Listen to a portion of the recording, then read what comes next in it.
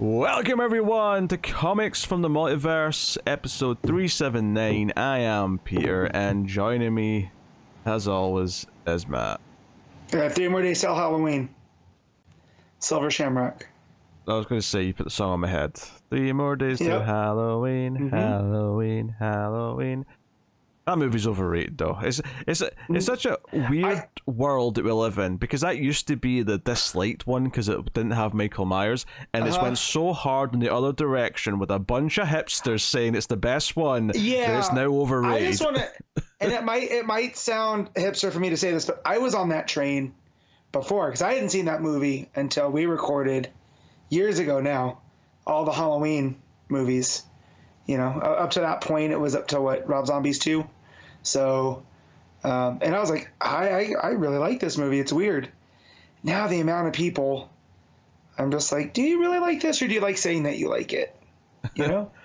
I don't doubt people like it, but by all means love it. Tom Atkins' mustache is a hell of a character, but I just, it's so praised, and some people are adamant it's the best one, and I'm like, come on now, the original is a masterpiece. Let's not pretend wild things here. I overvalue Halloween 3 a lot. Right, but nothing touches that original, you know. Oh, jeez. So, people are weird. Yeah, that's what this comes down to. So yes, I was gonna say, before we get to comics, I need to pick your brain on this, Pete. When it comes to movie theaters wanting to throw in a intermission on a 3-hour and 26-minute movie to try to get more people in the theater, where do you feel fit in on this? Well, as long as it's built into the movie, so there's is someone just hitting pause up in the projection booth? I don't know, because apparently some movie theaters have been running Killers of the Flower Moon with an intermission, so much so that Apple and Paramount are sending out like cease and desists, or I don't know if it's a cease and desist, but they're basically telling them not to, so it violates the terms of showing the movie. I am on this one where I get when there's like an intermission built in. However, what's keeping me from seeing Killers of the Flower Moon is a 3-hour and 26-minute runtime. Right? I'm just gonna sit and watch it at home. Right? But I've come across many threads of people saying this invalidates the creator's intent by them throwing in an intermission where none was built in. And you know, so it's added this little quagmire where I'm on the audience side of things, where I think if we're taking the creator's intent, I think we're being a little bit pretentious on things. Because like when I watched No One Will Save You, there were some commercials in there, and that was on Hulu, right? I don't think that was the creator's intent for them to be throwing ads in the middle of the movie, despite it going to streaming. So does it only matter if it's in theaters? Right? Like, where's this at? Well, in theaters, you're paying a premium just for that movie, so it should be presented as intentional and accurate as possible. And when you have a built-in intermission, the creators know there's going to be an intermission, and will even perhaps structure it so there's, if not a cliffhanger, some kind of end of chapter feeling to the end of that first half, so that you feel, oh, I'm excited to see where this goes now. After the 10-minute break or whatever it is, there is an intent there, and the difference between that and say you just pausing a movie at home because it's like, oh, I need to take a piss, you pause it. You have control of that. You do it when you want. There's no whatever there. Scorsese's not going to show up to your door and be like, how dare you pause my movie? Are we sure? Because the way that people are talking about it, man, he's like become a boogeyman for cinema, right? Like I get it. You liking comic book movies too much, he's gonna kick your door in.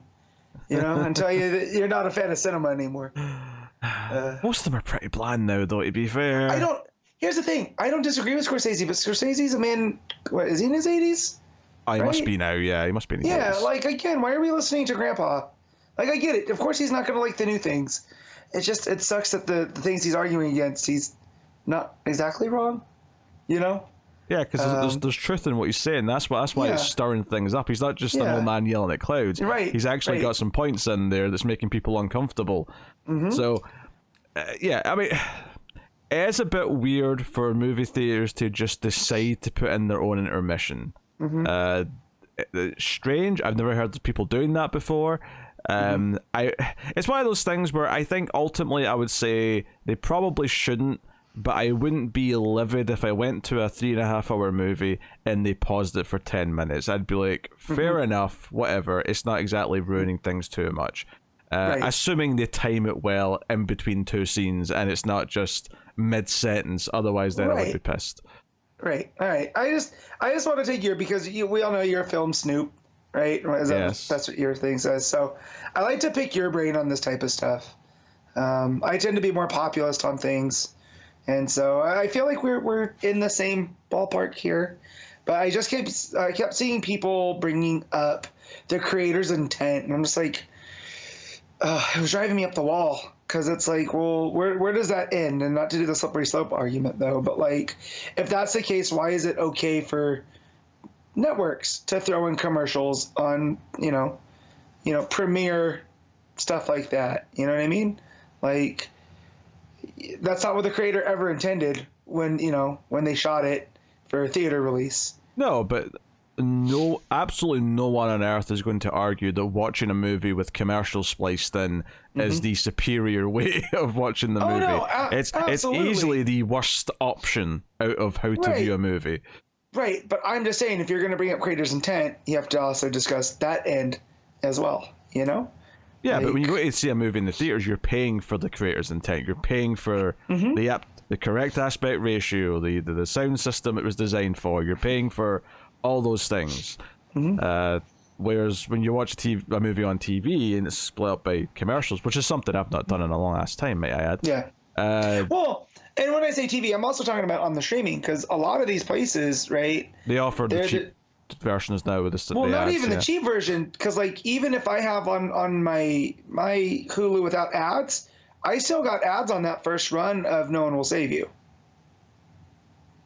So they're taking the option away that even if you're paying for this type of stuff. That sounds like a glitch, to be honest, rather than intent. Yeah. I got commercials and I was not happy. Because I've heard of this with the Paramount service, someone paying for the no ad tier but getting ads constantly still and having to get it fixed. Yeah. So this might just be a glitch rather than like a intentional thing. Gotcha. Well, whatever it was, I just thought, like, look, if we're gonna, like, I value the theater experience. I get where they're coming from. However, I would be more inclined to go see Killers of the Flower Moon in theaters if I knew I was going to get a break in between. Because once you start talking about trailers and everything, that's over 4 hours you're sitting into that movie theater, or just about. Yeah. The thing is here, Matt, is that these are two different discussions. The creator's intent thing has absolutely nothing to do with how long the movie is. It's purely about should someone else decide to put it in instead. Right. I'm saying I'm more akin, like if I know that if I'm going to go see it, which is why they're throwing in the intermission, then I'm more akin to go see it, which I understand why the theater's doing it. I don't think they're trying to mess up Scorsese's vision or whatever. I think they're trying to get butts into seats, So yeah, it's not like they're adding commercials as you're watching the movie. You know what I mean? They're just trying to they're trying to accommodate more people. So, it was just one of these things that I started to see more and more pop up this weekend.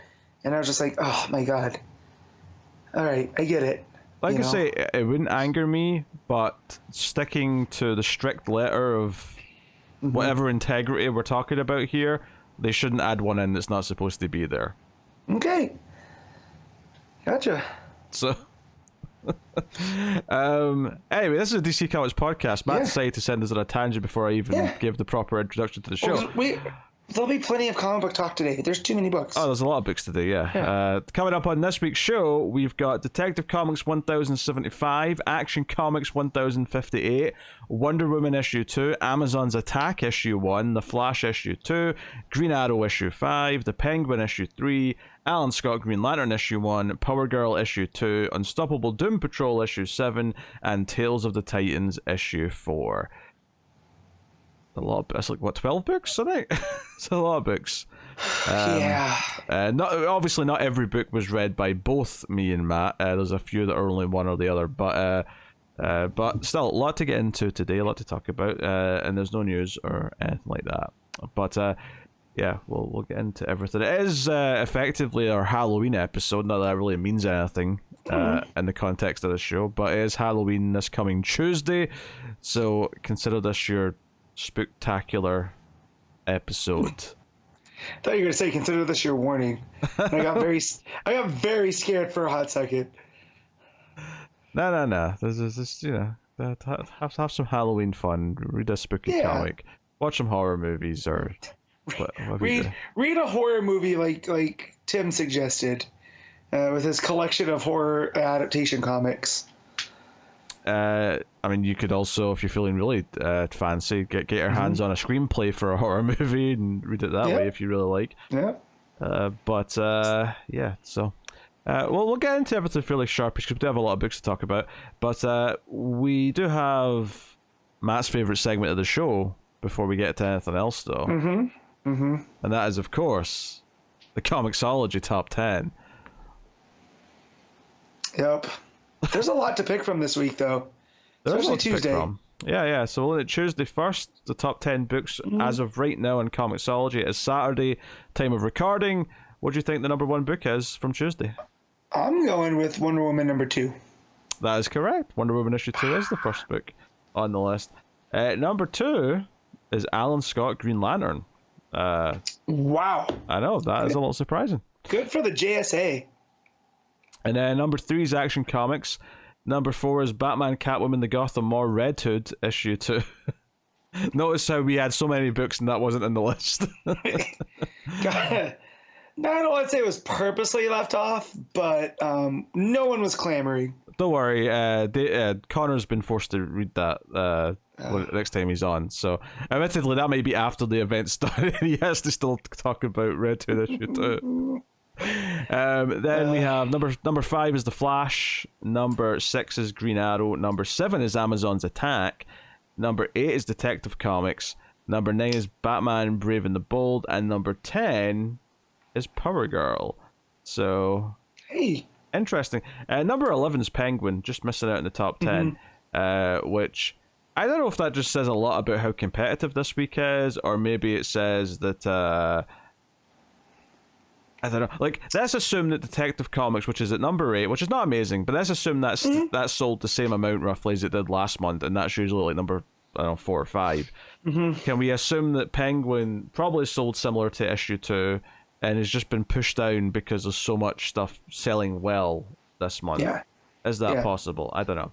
Well, and this is not like, retailers' numbers, right? These are all digital. This is just a digital ranking, yeah. So it's not like Power Girl 2 had an increase because a lot of people bought, Power Girl 1, Sure, so there's not like there's that echo. So I'm sure the physical cover has lots of pervy covers that... Hold on, I have it open because I was looking at... Get the weirdos in. Not particularly pervy. There's one that looks like the way that the sun's hitting, it almost looks like she's not wearing pants, but we all know her new uniform does have pants. So okay. But yeah, no, not particularly pervy. All right. This ain't Harley or Ivy. Yeah, that's fair enough. Beast Boy, or Tales from the Titans, I should say, and Doom Patrol at 12 and 13. So yeah, healthy amount of books this week from DC, so really filled out that top 10. No trades in sight, those are much further down the list, so good stuff. Wednesday, you got a guess for your number 1 book? I'm going through, and there's so many too on this one. Leah Comics is throwing me for a loop. My heart's saying X-Men, but my brain's gonna say Uncanny Spider-Man number 2. I'm afraid not. Dang. All right. No. Is it Realm of X? Nope. Wow. 0 for 2 then. Dark X-Men 3. No. Really? This is Is it even a Marvel book? It is a Marvel book, yes. Okay. Uncanny Avengers.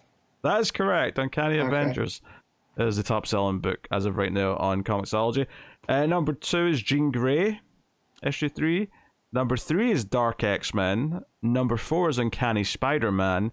Number 5 is Immortal Thor. Number 6 is Amazing Spider-Man. Number 7 is Alpha Flight. Number 8 is Realm of X. Number 9 is Captain America. And number 10 is Predator versus Wolverine.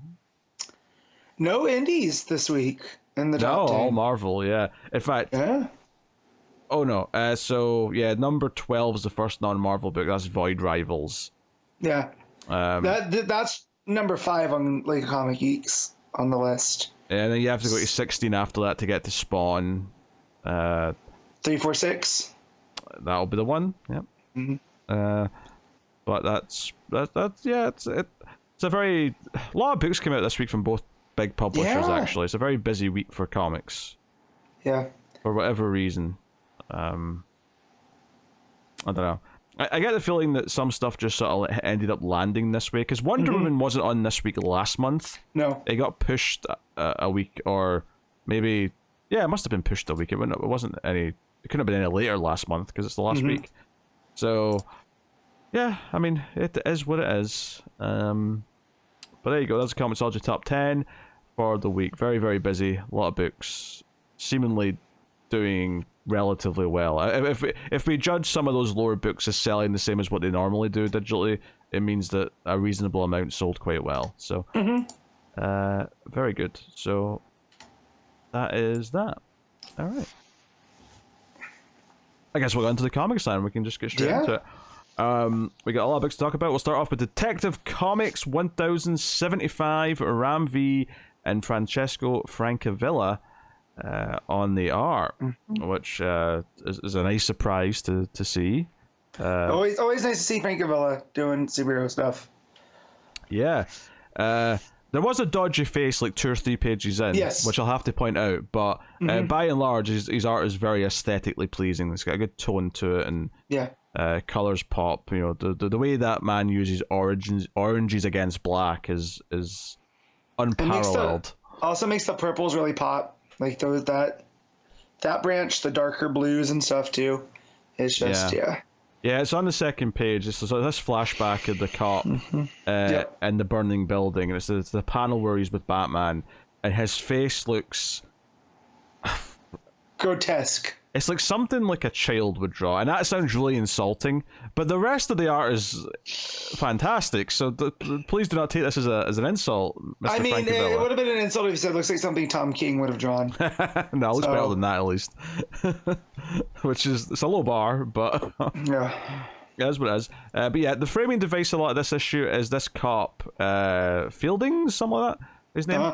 But he's talking to his partner, and explaining what happened to him and why he spent some time in Arkham because all this fear toxin that he ingested in the day that Batman saved him. But the big thing here is that he's putting the pieces together. Last issue, Batman was like, he's kind of unhinged, and he was going from these locations trying to remember his past or reach out to his past before like the inner Barbatos takes over kind of thing. Can I just say, we're doing a story here where the inner demon of Barbatos is trying to take over, and how much more I like it than the Zur-En-Arrh stuff in Batman. I think it's really funny that they're both kind of tackling a similar idea that way. Well, because I feel like the thing with Barbatos is not just because it was established before, but it is almost like Bruce's trauma, whereas I feel like Zur-En-Arrh, the whole idea that was a mentality that Bruce put into himself. You know, there's almost like a fate and mythic sense to Barbatos. Yeah, but it's a very similar concept. Like really, both of them shouldn't exist. Like, only one should really exist. But we've had these two different kind of takes on, like, the inner dark side of Batman kind of thing. And Zur-En-Arrh, did get created first. I mean, that's the older one, but... Right. I think this Barbatos stuff here has been handled much better. But anyway, so Batman was going around all these locations, and our detective here, he was kind of like linking them up and like connecting them all to Wayne. In this issue, he actually straight up just like gets to the conclusion that this seems like a personal thing. He gets to the theory that Bruce Wayne is Batman, and meanwhile we get Batman in Crime Alley crying in the rain, imagine that he's talking to his younger self, and hands off his younger self to the Bat. Like that panel of this, like, you know, adult, when I say adult, I mean human-sized Bat, with his hand in the back of young Bruce's head, almost smiling back at Batman, like, yes, I'll take him now, he'll become you, do not worry. Just He's really, in good hands. Yeah, really good stuff. But earlier in the issue, though, and the art of Cross here, of course, is all fantastic, but the Orgums are talking about Bruce and where he's going, and one of them mentions that Gotham itself is no longer protecting its Dark Knight, and it kind of sets up what's going to happen, because I kind of seen it coming, but in like a sort of excitement way, which is the other cop was going to turn on the guy who was figuring it all out. Because as soon as this Fieldings guy figured out that Bruce Wayne is Batman, I was like, oh, he's so dead. Like, he's not living because he knows too much now. Not that Batman's going to kill him, but he is conveniently going to be killed somehow. And sure enough, it's his partner who shoots him because he's getting too close to the answers, and calls the Organs and says, okay, we found him. He's crying at the Wayne gravestones outside the manor. And yeah. Complete mental breakdown from Bruce. Oh yeah, he's lost it. He's barely struggling to stay on here. And what's interesting is at the end of this issue, when Arzen shows up and unmasks Batman and realizes that it's Bruce Wayne, he has this interesting thing where he's like, oh, we have to hang Batman, but he kind of ponders, like, is there any way to save Bruce Wayne? And it makes me wonder if he's going to do some sort of public execution of Batman, but it's not actually going to be physically Bruce that's in the outfit. Well, right, because then he remembers the betrayal of his father by Ra's al Ghul. Yeah. Right? And he's like, what type of man would I be to turn on my friend? He also remembers the tree. Remember the tree that was burned down to, like, you know, destroy the whole garden? To bend him to his mom's will, right? And so it definitely adds a wrinkle into this Orgum plan, right? Because now it's almost put the doubt of their plan into Arzen himself, you know, by seeing who Batman is. So which I was not expecting, right? Because the way that he's been, the way that we've seen him last, right? He's all amped up on the asthma himself, or whatever makes them look like monsters. So him to have this lucidity here was a nice wrinkle from MV. Yeah, and plus he set up this guy's backstory enough that we kind of like get what it's harkening back to and why he feels some kind of sympathy and all that. And I think we'll just talk about the backup here as well, which very neatly ties into, like, the themes that the main story's playing with. It's basically right after the death of the parents. It's like Alfred taking Bruce home, but it's mirrored with this sort of otherworldly kind of version of it, where it's Alfred being the human character who's reaching out to Bruce to try and help him sort of like deal with what he's going through, and then in this otherworldly version, it's Barbatos who's lending out a hand to Bruce. And the way this is done is that you get a page with Bruce and Alfred, and then you get another page with the exact same layout, but in this other world, in his head, or whatever you want to call it, where the Bat Demon Barbatos is offering the same help and putting out his hand in the same way that Alfred is, but the narration is very different. It's all about, you know, like conquering and using this anger and fear and rage to do something, whereas obviously Alfred's is a lot more compassionate. It's about moving on. It's about coming through this stronger, and it really, the whole idea is about this this idea that inside Bruce there's this pull between the human side that Alfred was keeping alive the entire time, and the pure, like, rage that was created by the murder of his parents, and that's kind of what Barbatos is representing here. Well, it's the importance that Alfred was his anchor. Yeah, right? Yeah, and he's not got that anymore. Yeah, right, and now that's missing. He's kind of adrift, you know, and that's where Ram V started. I know Waters did this backup, but it plays in with Ram V, adding the idea that Bruce was having, like, panic attacks and anxiety, right, at the beginning of this run before all the Orgum stuff kicked in. And it just goes that, you know, maybe he does need that anchor that ties him, because being this pure vengeance only has, you know, led him to this emotional breakdown at his parents' grave. Yeah. You know? And on this subject, this is Dan Waters doing the backup. It's Aaron Campbell doing the art. And credit to Aaron Campbell, because following up Francavilla and not feeling like a step down is impressive, because the art here is gorgeous in this backup. and it's so different too than there's a painted quality to it. It's like because Francavilla is such a flat color dude, right? He's everything's very flat, cut out kind of stuff. Feels very pulpy. Then you get to this art at the back, and it's so detailed and shaded, and like you say, painted. Lots of shadows, all these kind of things. Very, very, very pretty. Yeah, and then just the difference in the tones of the Bruce and Alfred pages compared to Bruce and the Bat Demon, right? There's a dark, like a shadowiness in the Alfred pages that make it seem more like real life, and then there's like this bright, like it's almost as if Barbados is emanating light, and so it gives it this washed out, dreamlike, ethereal. It's very, very well handled. It feels almost Lovecraftian. It feels like he's getting messages from something beyond. It's just internal, but it kind of has that vibe to it. I love that last couple of panels, or the last panel on the last 2 pages, if you will. So it's like Bruce is walking down a hall, but the light at the end of the door kind of makes the bat ears a little bit. But then the final page is inside the more inside the head one is like the entire, it's almost inverted where it's all light making a big bat symbol that he's walking into with darkness around it. And I suppose you could argue there's some sort of parallel there of walking into the light or something. I don't know. He's going, it's almost like Bruce is emanating the light into the darkness, right? Whereas here he's walking out of the darkness into the light. Here he is the light, and that's kind of what Batman was for Gotham. That's a nice, that's a nice point. Yeah. Right. So like the idea that we think that Barbados is this bat demon, however, it's, Bruce has chosen to use that power, for good. It's almost his own asthma in and of itself. Yeah. I want to really compliment just how much the backup really felt like it added to the main story in this issue, because it really felt so tied in and like it. Well, the fact too that the main story too is Bruce having like this emotional breakdown, right? And so here we actually get into his head, into what's the word I'm looking for? Him, not why he's having the breakdown, but like again, it's the idea of Alfred as the anchor, and that's his constant, if you will, to borrow from Lost.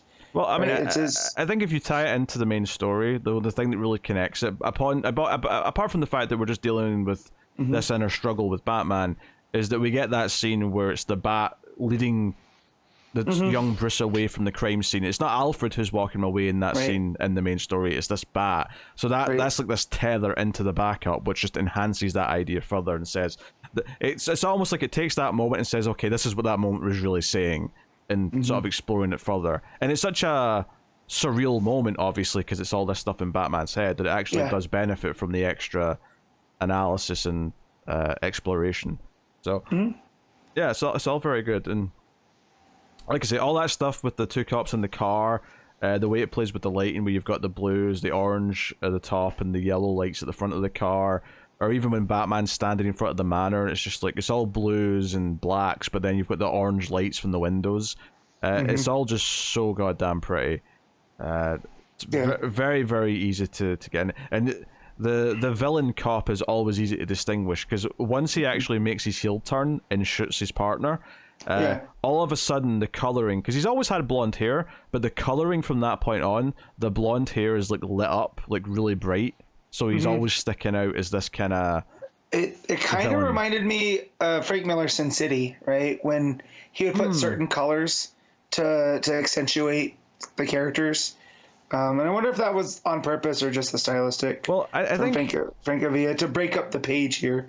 Well, part of that, but I think it's emphasizing the blonde hair after he's become a villain, and then once the Orgrims show up, like they're bathed in yellow light, like especially Arzen when he shows up, because they're lit by the car headlights. They're all bathed in yellow, so I think he's really playing with this idea that yellow here means, indicates a villain of some kind. Corruption of some kind. Yeah, we should also mention that the Eye Lady one, who's, I can't remember either names. Shavad. There you go. She pays off the corrupt cop, but then uses her powers to tell him to kill himself in a week after writing a suicide letter saying that he's so guilty because he killed his partner.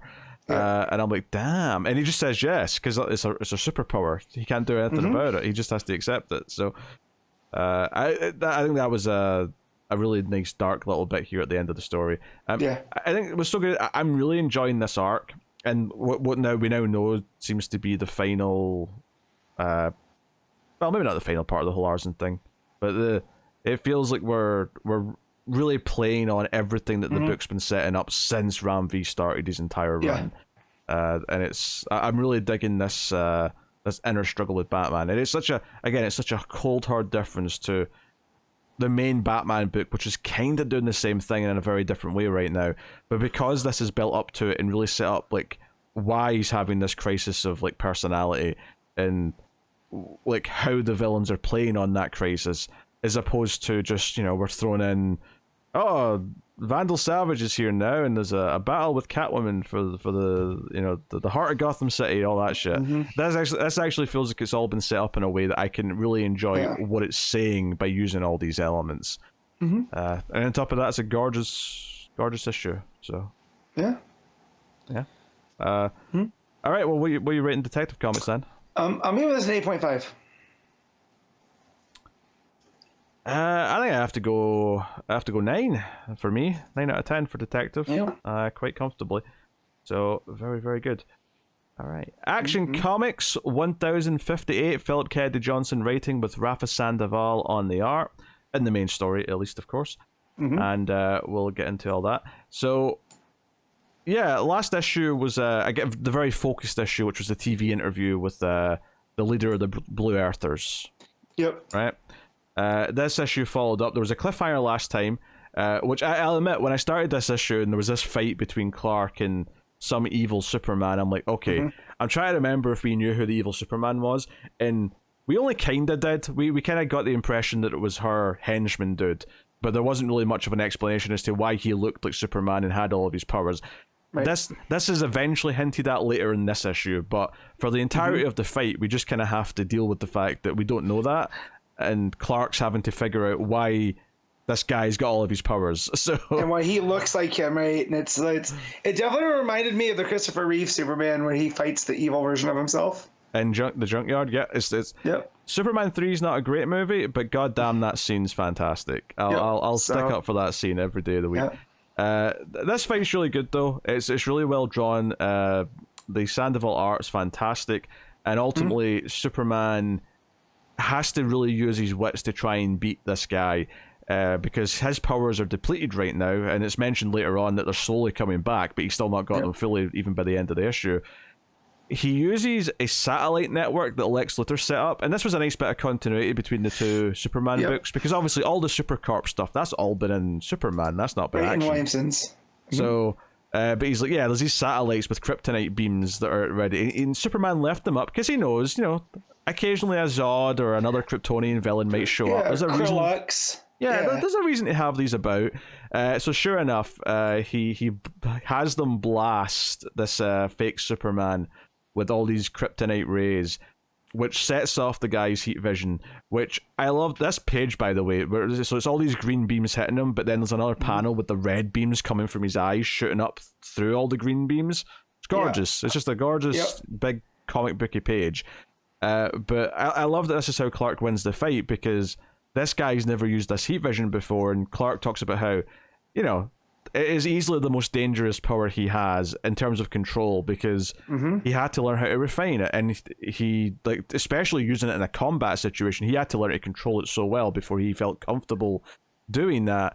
And if you run too hot, if you do it too hard, it literally would make him blind temporarily and use up all of his energy, so he'd be very weak, right? That was a thing that I got where it was like, yeah, you think it's easy being Superman. I've had to master this stuff. It's, you know, it really gets into, because one of the arguments I always see online about Superman is like, oh, he's too powerful. But people always forget, like, there's stories built in how Superman's had to learn to live with this type of stuff, right? And it's taken time, and there's always that talk about, you know, when Superman fights Zod and stuff, Zod's a trained, like, soldier, right? But Superman can always get the edge on him because he's had the powers longer, right? So he's a little bit more... At least in the first, like... in the early encounters with Zod for sure, because it's all new to Zod. I think because I always like the idea with Zod that in a fair one-on-one fight, Zod's going to kick the shit out of him because Zod's this trained guy. I like the idea that if you like, I don't know, get some like red solar energy or something and like neutralize Zod down to human level. Like, and you had Zod versus Superman without powers, Zod would absolutely kick his ass. Right? Absolutely. He's a soldier, right? He's an actual general. This is where you bring in a Batman or someone who... Yeah, obviously, Zod with powers, Batman's melted, but Zod, human form, okay, now you bring in Batman to fight him because he's got the fighting skills. But I like this because it's... this idea that this just knocks him out because this guy has no control. He's never used these powers before, and Superman baits him into this too, right? By hitting with the satellite, lasers and all this, and so he just opens up, and time for a nap. Yeah, on that page where he blasts the heat vision for the first time as he's getting hit with all the kryptonite rays, the panel at the bottom of that page is showing you where these heat vision rays are hitting. They're hitting the satellite, so he's blasting all the way into the atmosphere. Right. Or out of the atmosphere, I should say. So that's a really fun page. And then obviously you've also got this idea that Superman, he didn't get all his powers at once. He kind of, he got to master them one at a time. So he had this sort of natural thing. Know that from watching Smallville. Shut up. Right? I don't want to talk about Smallville. Like, he uncovers the super breath because he has allergies, right? God, that's such a dumb episode. I don't. Is it an allergy? Something makes him sneeze and he knocks something over. It's like a season 3 episode. We're not got there yet in the reviews. But I like that. That's how he does it because he's being that he's drained from his powers. Right. He can. Clark even says like, I can hold him off because he's kind of raw with all of this. He's gonna get overwhelmed. I just have to get to a certain point. So I do like that Clark has the mental awareness to keep this going as long as he needs to. And after he punches him, when his energy's been depleted, he takes off this fancy looking tech bracelet, which is what's made him Superman, effectively. So we have this piece of evidence here. But this is where, the leader of the Blue Earthers goes on TV and starts talking about how Superman, look at all this fighting and destroying buildings. She's blaming her fake Superman as if he's the real Superman, to disown Superman, to say, hey, look, he's a menace. Basically she's doing her J. Jonah Jameson. She's like, that's what I was just gonna say. It's early Lex and it's J. Jonah Jameson, where it's like, he's too much of a threat to be here. He's gonna bring all the troubles. Look at this. But she flat out says, look, we believe that only aliens could harness this solar energy like Superman, but that's not true. We've got exciting things to talk about. So clearly, this is this is an early example of this like experiment to give humans Superman powers. So really interesting stuff. And that's like the first half of the issue, but it's a really well done fight. So that takes up a lot of that. Then we have back at the Kent house, we've got the kids all coming home, and we find out that the girl and the twins get into a fight that day, and this was at the Steel, works. So Academy. Yeah, right? they were around to like intervene. Kara and that intervened to stop it from going too far. But they have to do a whole big speech about how fighting's not the answer, and obviously they came from Warworld. That's all they're used to. They're actual barbarian kids. That's how they settle things. Just as Lois is making this point, Clark walks in the door with his suit all torn to shreds because he's clearly been in a fight for his life. I could chuckle out of that. But so I think they sneakily put in here what names these two kids are going to get as their superhero names, because Kara takes them into the room and whips out the book and talks about Nightwing and Flamebird to begin with. Talks about these house fables, these stories of these like sort of heroes and mythic legends, and how the L family always talked about Nightwing and Flamebird, and obviously that's how Nightwing ended up with his name. But she brings up their family, their clan, and talks about how this goes all the way back to ancient Kryptonian history when there was two warring tribes, the Avor and Eldani tribes, if I'm saying those correctly, but mentions that their leaders who were warring with each other were called Red Sun and Starchild, and I went, that sounds like two superhero names we might give these two kids. Right, and so we also call them the Super Twins, right? There'll be more of that in the the backups. Which also reminds me of, Silver Age storytelling where Superman ends up with, you get the whole Superman red, Superman blue, but also the super twins that existed, and each one was red, one was blue. So I feel like Philip Kennedy Johnson leaning into this whole concept. Even electric blue and red. That's where that was pulling from, right? But so the idea that, even on their House of L crest, right? Osol is blue, and Ultho is red. Yeah. And then we get this whole story with Red Sun and Star Child as the captains of these. What do you tribes. think of the choice of having Red Sun colored blue and Star Child colored red? Yeah, that's a bit, counterintuitive. It's like they just want to be weird for weird's sake. Yeah, yep. So, and this is how I'm remembering now as who's who, right? Because Ultho and Osol are very difficult to remember sometimes. But I'm remembering that, Osol is close to the Azul, which is, Spanish for blue. And that tends to be what he wears. So that's how I'm remembering it. So, if he ends up being Red Sun, it's going to completely confuse me even more. Otho's the girl. I'll just try and remember that. Yeah. Otho's the girl. Ozul's the boy. But yep. I'll try my best. So no, this was an interesting little bit of Kryptonian lore that we're just sort of sprinkling in here. And I like that it came from Kara, since Kara is kind of this, not a gatekeeper per se of Krypton, but she, what do we say? She's the immigrant that remembers the homeland, right? So the fact that it's coming from her, not from Clark, I think is another layer on that story. Because she even said it came from the Library of Kandor. Yeah. So, and I like that, and that's the whole idea of Kryptonian culture. Philip Kennedy Johnson's been building this and bringing up like the Phalosians. Sounds like they were just as barbaric in the past as humans were, frankly. Yeah, right. But just and it fits in with his kind of fantasy kind of style, like with the whole war world. There's that fantasy sheen on it. I like that he's not getting away from that.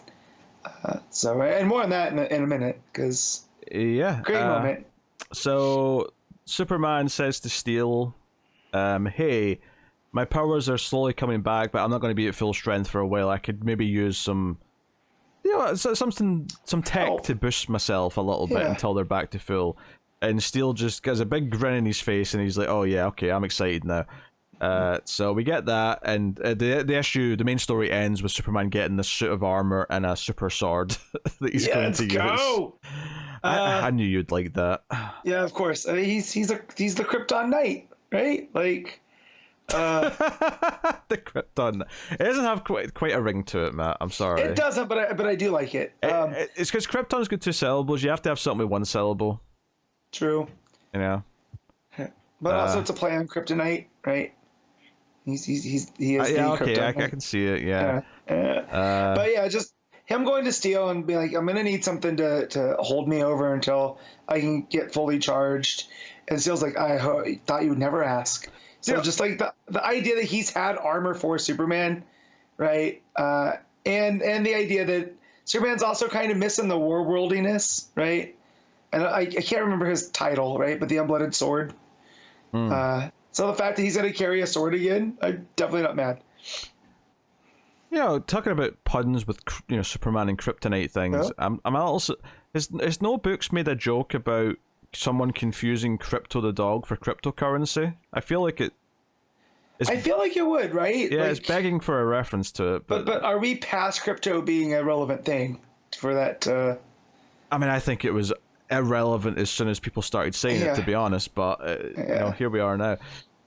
So the other scene that we skipped over though is the Blue Earther chick going back to her lair, which is very magical looking. There's a big Etrigan looking thing just kind of sitting there in the background, and then she kind of conjures up something like in a cauldron and basically has a phone call through the magic cauldron to some other beings, and yeah, interesting. But basically, it talks about how she thinks that one of the Kryptonians can be turned. It can be brought over to their side. Talks about their plans a little bit. I'm curious as to which one she's talking about. Part of me was thinking, okay, one of the twins maybe makes sense because she has that temper issue. The next logical choice could maybe be someone like maybe Connor. I don't know. Right.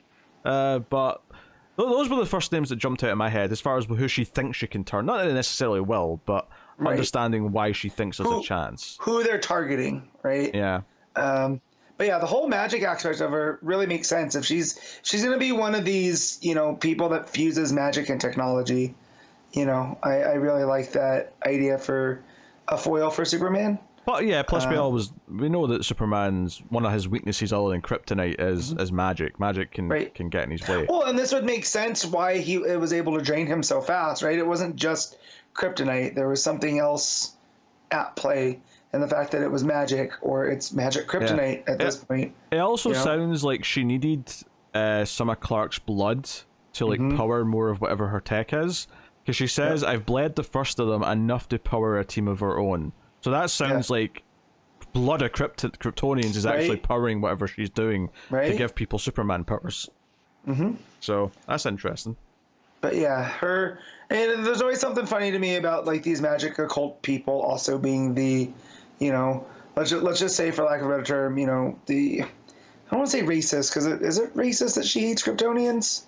Yeah. Right? Xenophobic. Xenophobic for sure, yeah. It's always funny when xenophobic, people start to use occult type stuff. So just the idea that this is her thing fits in very well with, I feel like, the vibe that Philip Kennedy Johnson's been using, right? To use these as kind of reflections of modern society. Well, I think what's interesting here is that I question if she herself is actually believing all this xenophobic stuff she says, or is she just using it as a tool to get what she wants? I think she does believe it. That's what the whole Blue Earth movement's about, right? Is that she's about... I would have said so as well before, but now that she's like communicating with higher ups that she's reporting to, in the way she says, "Oh, soon they'll have no more use for Kryptonians, and we can begin." It sounds like the end goal is. It sounds like the Blue Earther stuff is just a means to whatever the end is that she's got planned after with these like higher uppers. And maybe because we don't know who these shadowy people are, right? But what if they're just like these pro-human Earther types that are going to use magic, to get Kryptonians out of the way so they can usher in whatever magic beings? I don't know. I don't know. I was getting the vibe that these either could be aliens or something from another dimension. I don't know. This felt like higher up to me than just these are some Blue Earthers on Earth somewhere. Yeah. Doing a Skype call. I mean, I'm fully ready for whatever Philip Kennedy Johnson reveals, because there's been enough trust here. Even just the font of the lettering kind of implies they're mystical to me.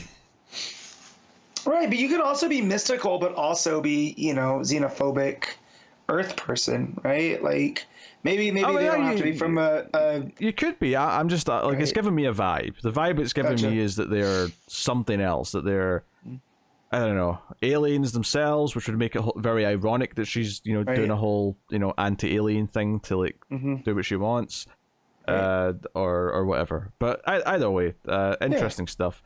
And then the final scene is Clark getting his suit of armor, which is basically just the steel suit without a mask. Without a mask, without the headpiece, and a sword instead of a hammer. Yeah. And arguably the cape's a bit more prominent, but I don't know if that's just because of the way it's like flapping up during this final page. It could just be the angle which we're seeing it. So there's two backups in action for now. That seems to be changing in January when it goes to its new format, but... we got Secret Identity Part 1 here. This is Jean Lun Yang with Victor Bogdanovich, so a reunion, and it's a new Superman story, and it's set a little bit, a little bit back. It's between action 1050 and 1051, they say. And it's basically how Keenan got integrated into the Super family, where he's helping with them, and there's some jokes here about how, like, his English isn't very good, so he's saying kind of weird things. Like, he keeps referring to the Super Twins as nice children who I like very much. Yeah. Because he actually thinks they're little shits. but in his hometown, he calls them the little creeps. Yes, which later on when the translator's on and they hear that, they get very upset. But the kids think he's a spy. And it turns out they're kind of right, because he's actually been sent here by his Batman, by Baxter, to investigate, because there's a murder victim who seems to have been killed by what could be heat vision. So he's there to investigate the supers on behalf of him. Although he's come to the conclusion that he doesn't think any of them have killed this guy, but Right. Obviously they're all kind of, I think it's Connor and the twins are very kind of miffed that he's doing all this. That he's even intimating that one of them could have done it. And the big thing that this ends with is that he basically uses the Robin bot to deduce that the flight patterns of all these characters always seem to go to this farm in Smallville. Wait, that's owned by Clark Kent. So he realizes that Superman is Clark Kent. But then he gets seemingly an aneurysm and dies because this spell that Lex Luthor enacted so that everyone would forget, it seems to be killing anyone who remembers or figures out that Clark Kent is Superman. So the cliffhanger here is that Cian's lying on the floor and he's dead. Obviously, he's not dead. He's going to somehow be fine by the end of the story. But it's Kanan. He's too dumb to die. Right? That's what we've learned.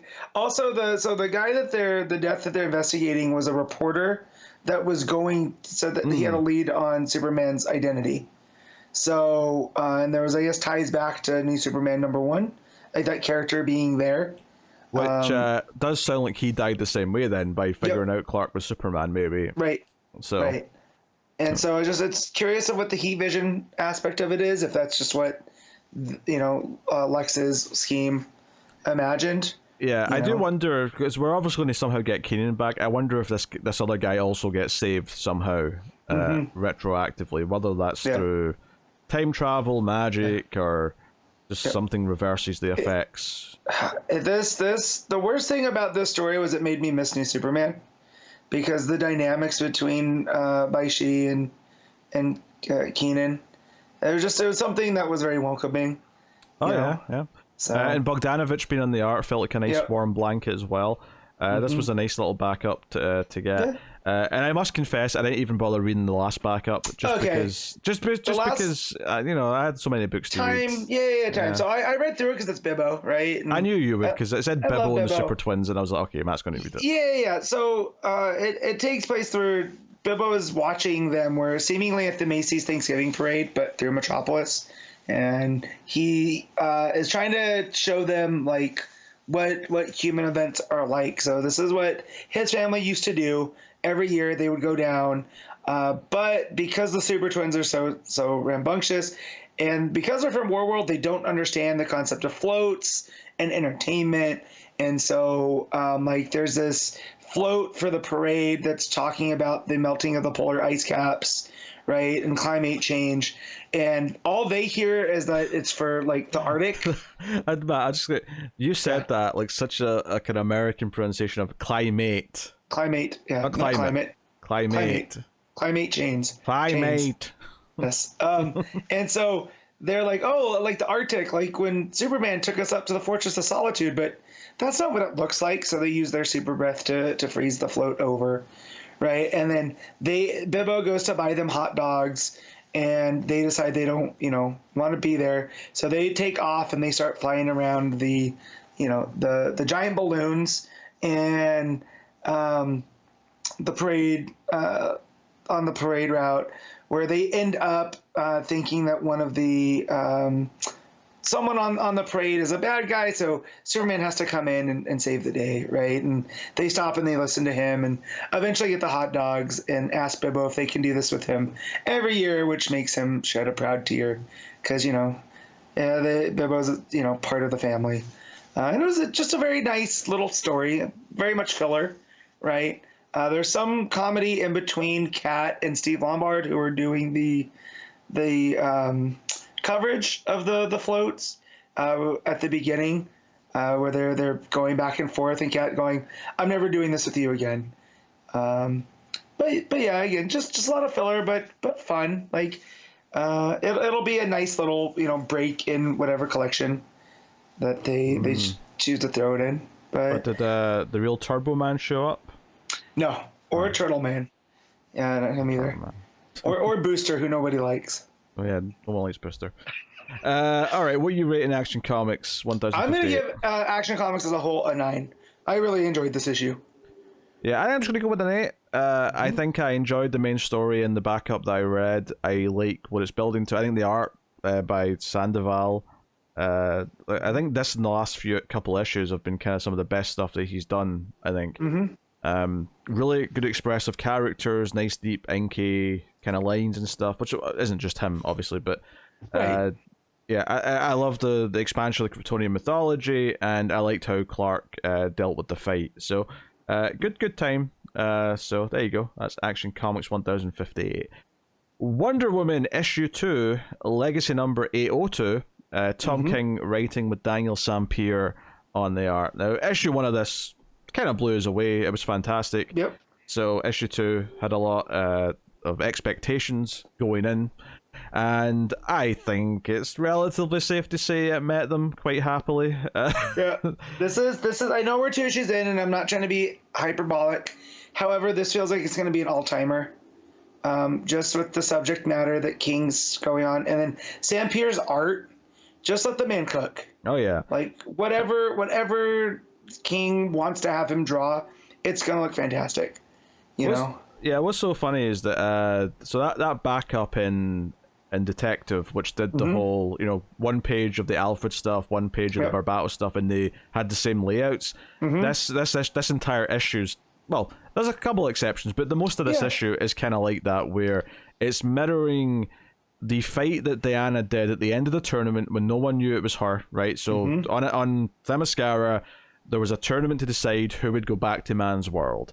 And this was seemingly the final fight, but no one knew it was Diana, the daughter of Hippolyta. They just, this masked woman was fighting, and she's fighting this other Amazon, and we get that fight playing out alongside this fight that plays out in present day, which is the entire, well, not the entire, but a large portion of the US Army fighting Wonder Woman. And it starts off with like a little bit of conversation, and the present day stuff, it's Steve coming up to talk to her, and he's basically been sent in to try and talk her down so she'll turn herself in, and he knows she's not going to, but he's making the offer all the same. But he's going through the motions. So, and it's sort of like some of the dialogue that Diana has in the present day stuff mirrors stuff that she said in that fight in the past, and ultimately it all boils down to who she is and the fact that she's not going to yield because she doesn't think that that's the right thing to do. She's going to fight no matter what. When there's something that Diana believes in fully with her entire heart, she's unstoppable, right? Yeah. Nothing's going to get in her way. She's basically a force of nature.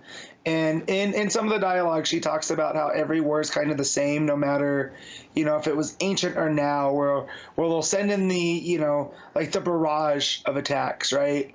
Which is like long distance weapons, whether it's arrows or bombs, right? And then they'll send in the cavalry, whether it's tanks or men on horses, right? And each of these things that she shows, it shows how she's dealing with the army, but also, in her fight against the Amazonian to come to man's world. And then it gets to finally the infantry, and that's where it really, really kicks off, where you just see her dismantling this force, right? Of army, I guess they're grunts, right? As Steve and Sergeant Steele are watching through binoculars, and it just it adds to the legend of Wonder Woman for sure. Well, just on the construction of the comic, I was mentioning how, and Matt's trash men are being very loud. He's just muted his mic for me, thank you. So the construction of the comic, where it's doing this thing where you get like a page of Diana talking to Steve, then a page of Diana talking to the Amazon, and I keep saying the Amazon, I don't want to spoil it because there's a reveal at the end of who it is, so I'm keeping it separate for now. But the way, like, the first time they sort of like break the format is just at the end of this conversation, when Diana says, and no one has the right to tell me who I am. And like this page has that mirror format where it's the Steve and the other Amazon down either side of the page. And at the bottom, it's the present day Wonder Woman saying this, but she's also finishing the sentence on the flashback.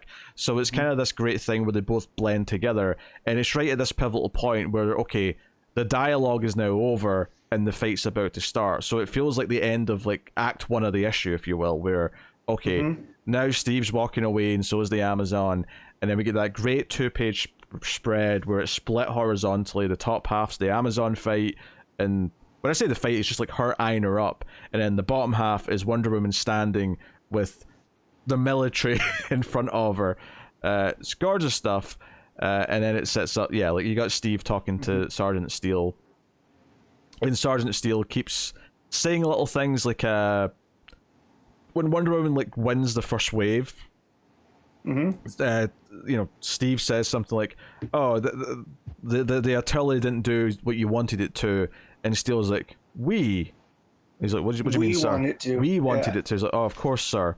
We." So the whole time it feels like Steve's obviously rooting for Wonder Woman. He knows this fight is wrong. He doesn't want to do this. Right. And meanwhile, we've got all this art here. There's a great page where it's like 4 horizontal panels where it's the explosions of the artillery at the top, and then there's just like the smoke clearing as a silhouette of Wonder Woman running through it. But then by the time you get to the bottom panel, it's the flashback Diana who's running towards the camera, as it were, with a battle cry. And that leads us... There's a lot of really neat transitions from the flashback story to the present day story. It's really just top form stuff. So not only is the line work and the expressions and the compositions all great, the sequencing and how it's like going between the two stories that are interweaving are very, very good. And here's the beauty of it, is that obviously you get why, okay, this flashback is an example of her right from the start of her story not yielding, of like fighting for what she believes in, and that would be enough to justify why you have that there. But of course, when you get to the end of the issue, you realize no, there's another reason why we're showing this part of her origin again. There's a very important reason why we're showing you that again, because when this other Amazon finally takes off her helmet, because she keeps saying, yield, young warrior, like, you fought well, but I'm about to win, so give me your name and, like, concede. And Diana's like, no thank you. No. And then Diana gets stabbed in the stomach, and the other one thinks she's won, and Diana just says, now I've got 2 swords, and you've only got none. And pulls out, and she has her sword scissoring her neck. I know that sounded bad, but you know what I mean. She's got her swords crossed, and she's... And Diana says, no, you tell me who you are. I've earned your name. And she takes off, the final page is this other Amazon taking off her helmet, and it's Emily, which I'll admit, the name didn't ring a bell immediately, but then I realized who this was. This was the one who killed everyone at the start of issue 1 in the bar. The tall blonde that looks like Cassie. Yeah. And it comes to find out, because I'm like, is this Philip is this one of the Amazonians that we're well aware of, right? And this is King telling us a different story, a different part of the origin. So then it ends up being the one that caused the Montana massacre, and I was like, oh, okay, so we're doing thematic stuff here even more. Yeah, and we're doing a big reveal here. So okay, so this is someone from Diana's past. Yeah. This is the warrior she fought in the tournament, and I don't know if what she's doing now directly ties back into this past. Maybe she is bitter that she lost and that Diana went off and became the Wonder Woman. I it's hard to say at this point. Or maybe it's just a connection where they crossed paths before and it'll become relevant, like what her motives and all that are now going forward. But that was a great reveal at the end. It was a great sort of full stop to the issue. That's something that both issue 1 and 2 have had, is just fantastic structure and build into a climax where you feel like you've got this full satisfying like point by the end. And the pacing of the issue is very handled very, very well. Yeah, and then you've got pages where Diana's like slamming a tank into another tank, and it's like a full page spread. And it's glorious. So good. And then you've got Steve smirking as Steele realizes that he's losing. And it's like, just little moments of enjoyment. Or there's a panel where there's machine guns firing at Diana, so Sempere's drawn all the arms moving quickly and all the deflecting bullets happening. Right. So there's just pings everywhere. All very good. It's all just super exciting. Just as I'm going through the issue now, talking about it, I noticed that, again, the way that the old story and the present day story are mirroring each other is the panel where Diana gets stabbed in the stomach. The panel that's right next to that in the present day side is Sergeant Steele smiling because he thinks he's winning. And that's just a neat bit of, like, it's like even the part where Diana looks like she's maybe going to lose is at the same time. And it's like he's reacting to that fight rather than the one that he's watching in front of him. So. And what part is it where he has his hand in his pocket, right? And then he looks down and realizes, she's the reason that he's missing his metal hand. Yeah, that's fairly early, actually. That's when Steve first talks to him, yeah. Okay. Yeah, I like that thing, too, because that was, that just shows his pettiness, him going that far. Yeah. Another great bit of mirroring here is that, when Diana gets the second sword, when she pulls the sword out and uses that as a weapon against her opponent, she's doing the exact same thing in present day, but using the weapon against the enemy is the tank. But in both examples, she's using the other person's weapon against them. So the mirroring between them is fantastic throughout. Yeah. Really, really good. So, yeah. Oh, yeah, and that panel where Steve's smiling because Diana's won is actually the last page. It's right just before the Emily reveal at the bottom of the page.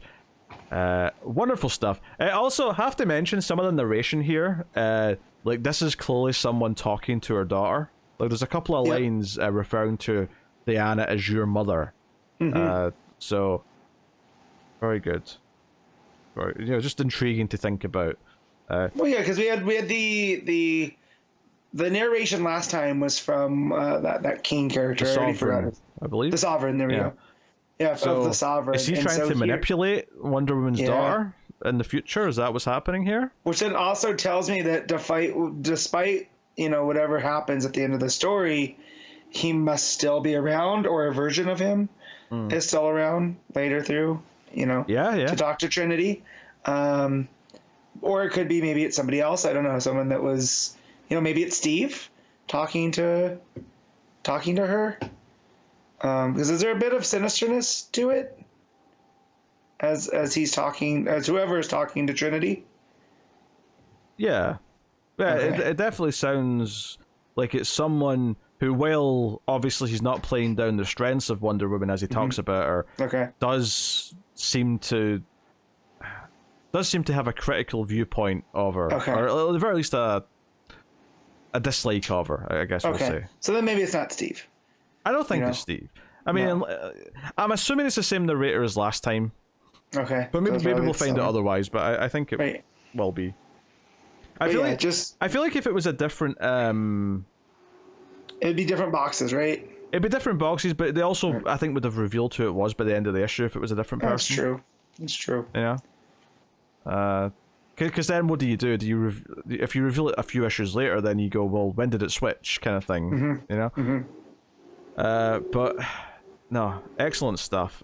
Gorgeous from start to finish, excellently paced. It's such a strong character study issue. Great action, but it's always telling something, and then it has that great cliffhanger of revealing that, okay, this is the murderer, this is the person who's going to go on to do this massacre.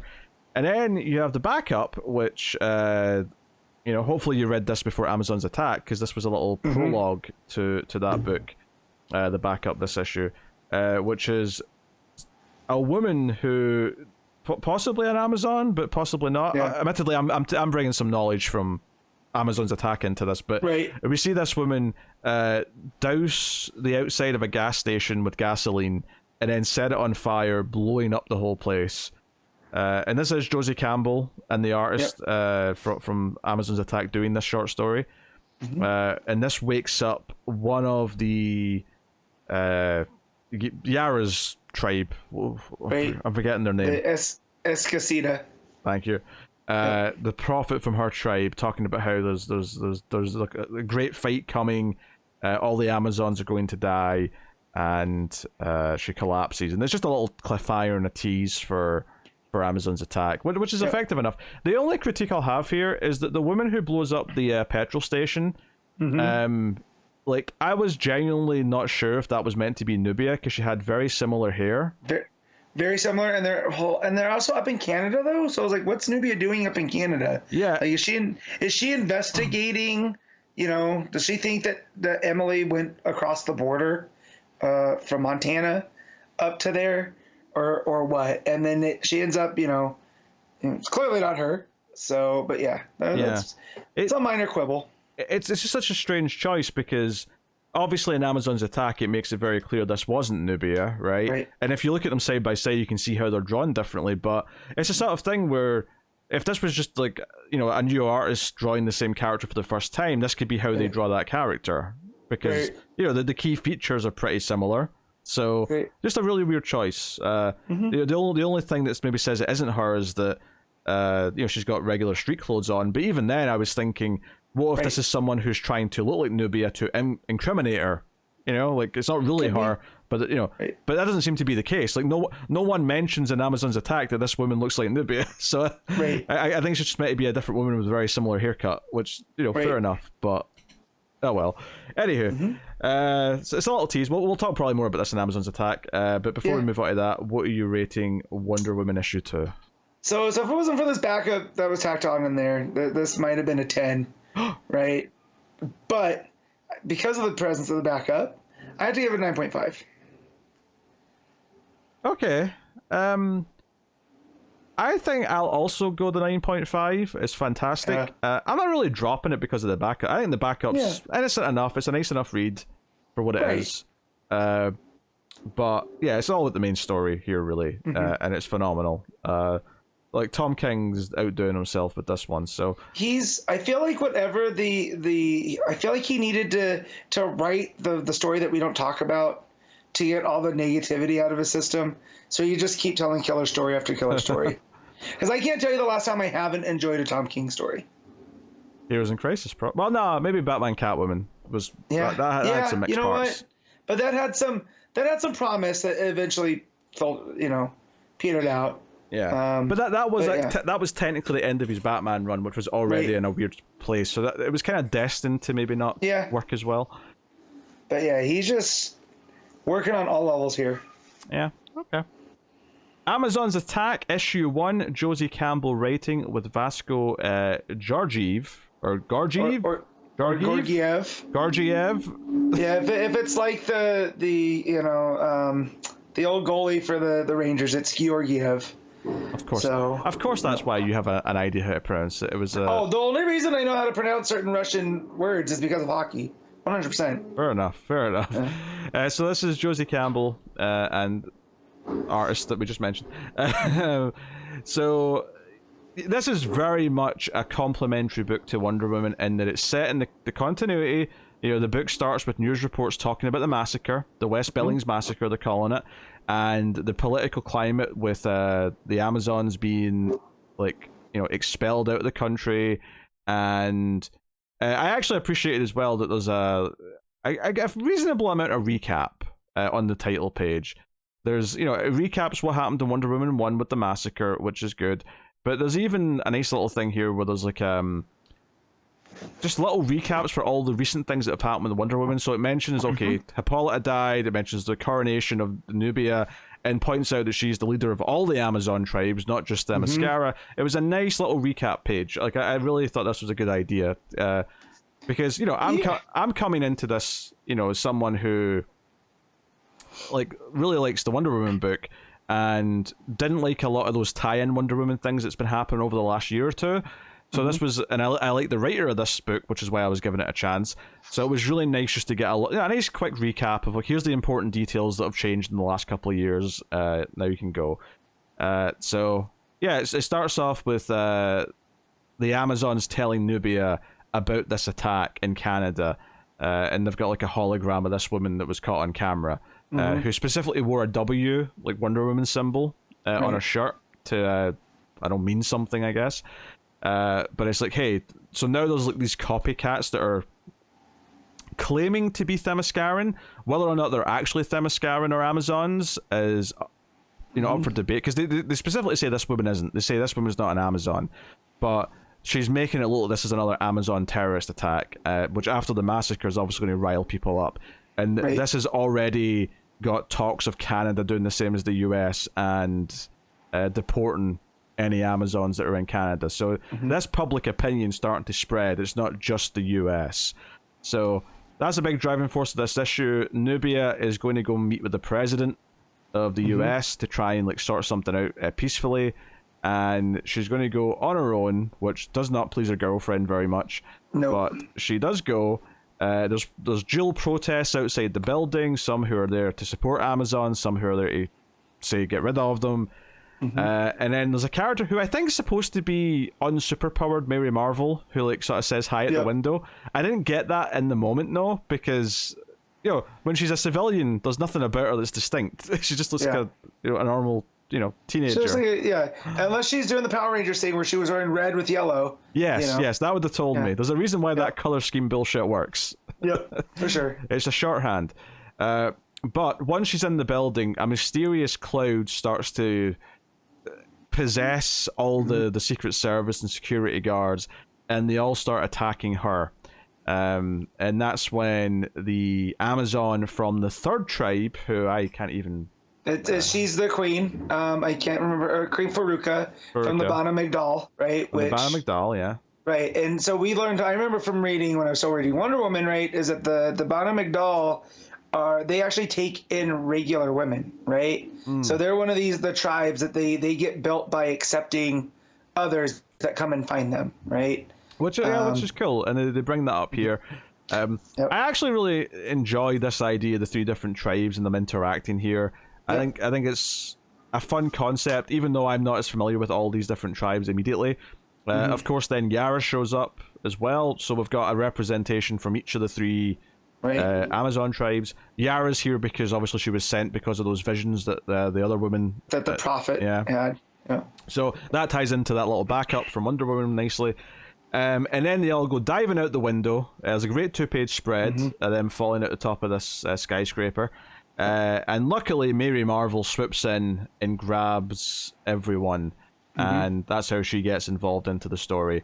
And the way it's connecting her to this story, and I'd kind of forgotten this or only vaguely knew about this, that her powers are kind of separate from the rest of the Shazam family now, because now she's getting still powers of the gods like Billy does from those characters. But she's now getting powers from all of the gods of the Amazons. She's now taking her powers from them, so hers are kind of separate. She's got the female equivalent of the Shazam powers, which seems to still effectively give her the same things, but was the same. I'm sure it's still strength and wisdom and all, but I'm sure they've worked out the letters to stand for different goddesses, which I do like, because now it makes her part of the Amazonian thing too, as well, because they're pulling from their gods. And also we like Josie Campbell writing Mary Marvel, so we do. I mean, that was the main reason why I was excited to read this book, was that I liked that mini with Mary Marvel so much that this feels like a fun read. It flowed just as well as that book did, especially once the characters all started bouncing off each other at this point, where the rabbit's chiming in, Mary's reminding Yara that Billy asked her out on a date. And Yara's and also the idea that they can also hear the rabbit. Right? It's not just for Mary now, so I like that because too. It's Amazon power related. They can now hear it before no one could, other than Mary. So fun stuff. And then they asked to get the rabbit to teleport them because the police are all starting to aim and take shots. So the rabbit teleports them to Times Square, and they rightfully criticize this because he says this is the furthest away place I thought of. You're still in the US. You couldn't have thought of Paris or Australia, somewhere else on the planet. But this is what you thought of. But the issue ends with them all standing in Times Square as there's news reports all over the screens in Times Square saying that they are wanted, that to the media this looked like Nubia was trying to attack the president because this fighting was happening when she was going to meet the president. So now it's like, no, these Amazons are all war criminals now, and they're all trying to start a war. And Nubia is pissed because she was saying all issue. She was going to try and do this without starting any war. This was meant to be peaceful, and some third party has made them all look guilty of trying to start a fight, and now they're in the shit. So so the idea of the title Amazon's Attack, because they've done that title for a bunch of stuff, and it's usually like Themyscira invading, or I'm trying to think when the other time was. I was thinking this actually, because that title, like you say, has been used before. The Amazons are a bit hypocritical, right? Whenever you start a Wonder Woman story, right, it's always the world demands awful, and they're always warring with each other, and it's all fighting. So I'm like, you know what? The more we read about the history of the Amazons and all the fighting you guys have been involved in, the less I'm convinced that you're any better, really. They couldn't even get along with one another. That's why there's 3 tribes. Exactly, yeah.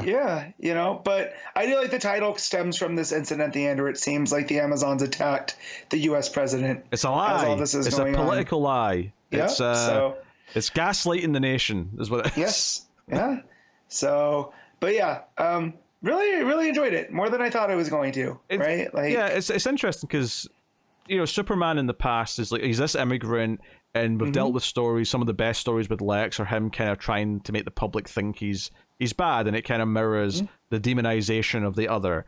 And I think that naturally extending to Wonder Woman with this new Tom King run makes so much sense, because Wonder Woman's people still exist and are still a whole, effectively a nation that can be demonized as an entire group. So I think using a group of people who are actively still a big group of people that are there to interact with, and there's victims of deportation in this hunting that's going on, like it all just works together really well.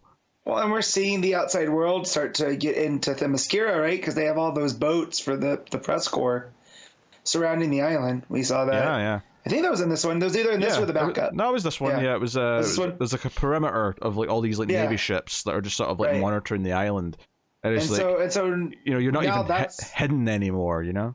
Yeah, and so now that's bleeding into their world too. So now this one's coming back out, and there's exchange, but not for the right reason, and that's kind of the whole reason that Diana left in the first place, right? It was to be this bridge between the Amazons and man's world.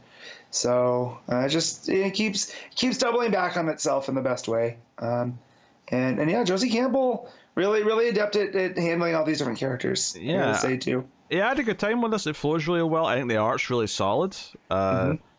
Despite not being able to pronounce his name, I think it's Vasco Georgiev. There you go. It's a really clean style that lends itself to some of these characters quite a bit. I think Mary looks great. I think Nubia looks great because Nubia's hair is kind of fantastic. Like it's almost like her cape, right? This long curly hair. It's like this sort of blanket that goes down behind her, and it's very distinct. Which is why when we see another character with very similar hair, we just kind of naturally think, is that Nubia? But she does look great. Whenever you get like a nice full shot of her like walking down a hallway or something, it contrasts. It's like a really nice backdrop to the blue and gold that she's typically wearing. So all that stuff looks great. The action looks good. There's some fun layouts. There's a page where they're going down like the big stairwell in the skyscraper, and it does this thing where it's got like sort of like weird angled kind of like panels coming in from the sides, and it kind of feels like we're going down in a spiral a little bit. No, really good. It's a really interesting companion to the main book, and I think it's interesting that, I don't know if Connor's tried Wonder Woman issue 1 yet, but we know that he's not read anything by Tom King in a long time, and I think it's really funny that he liked that Josie Campbell Mary Marvel book, so he probably wants to read this, but he's going to start it and realize that it's very heavily like sort of in the world that Tom King's created with the Wonder Woman book. So yeah, or he can be like me, and you should be proud of me too, is that I didn't read Revenge of the Gods, and I was tempted to, because when it showed here, that's where we get the Mary story, and I was like, kind of want more Josie Campbell, but also Lazarus Planet. I don't want more of that. So, maybe Connor. We did our time with Lazarus Planet, right? Yes, and so maybe Connor can be stalwart like me and just read this and not the Tom King. But his stance against Tom King is just kind of cutting his nose to spite his face at this point.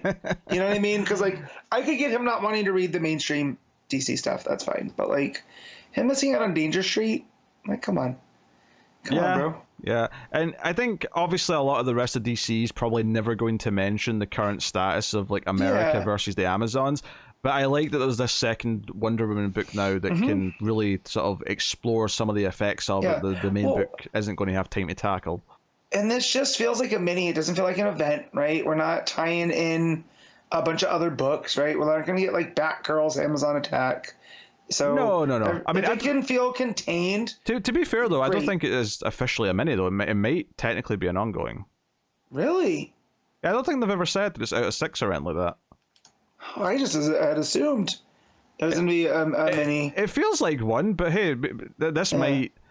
Assuming they've got an idea of how this is going to tie into Wonder Woman for a while, this could end up going like 12 issues or something like that. I don't know.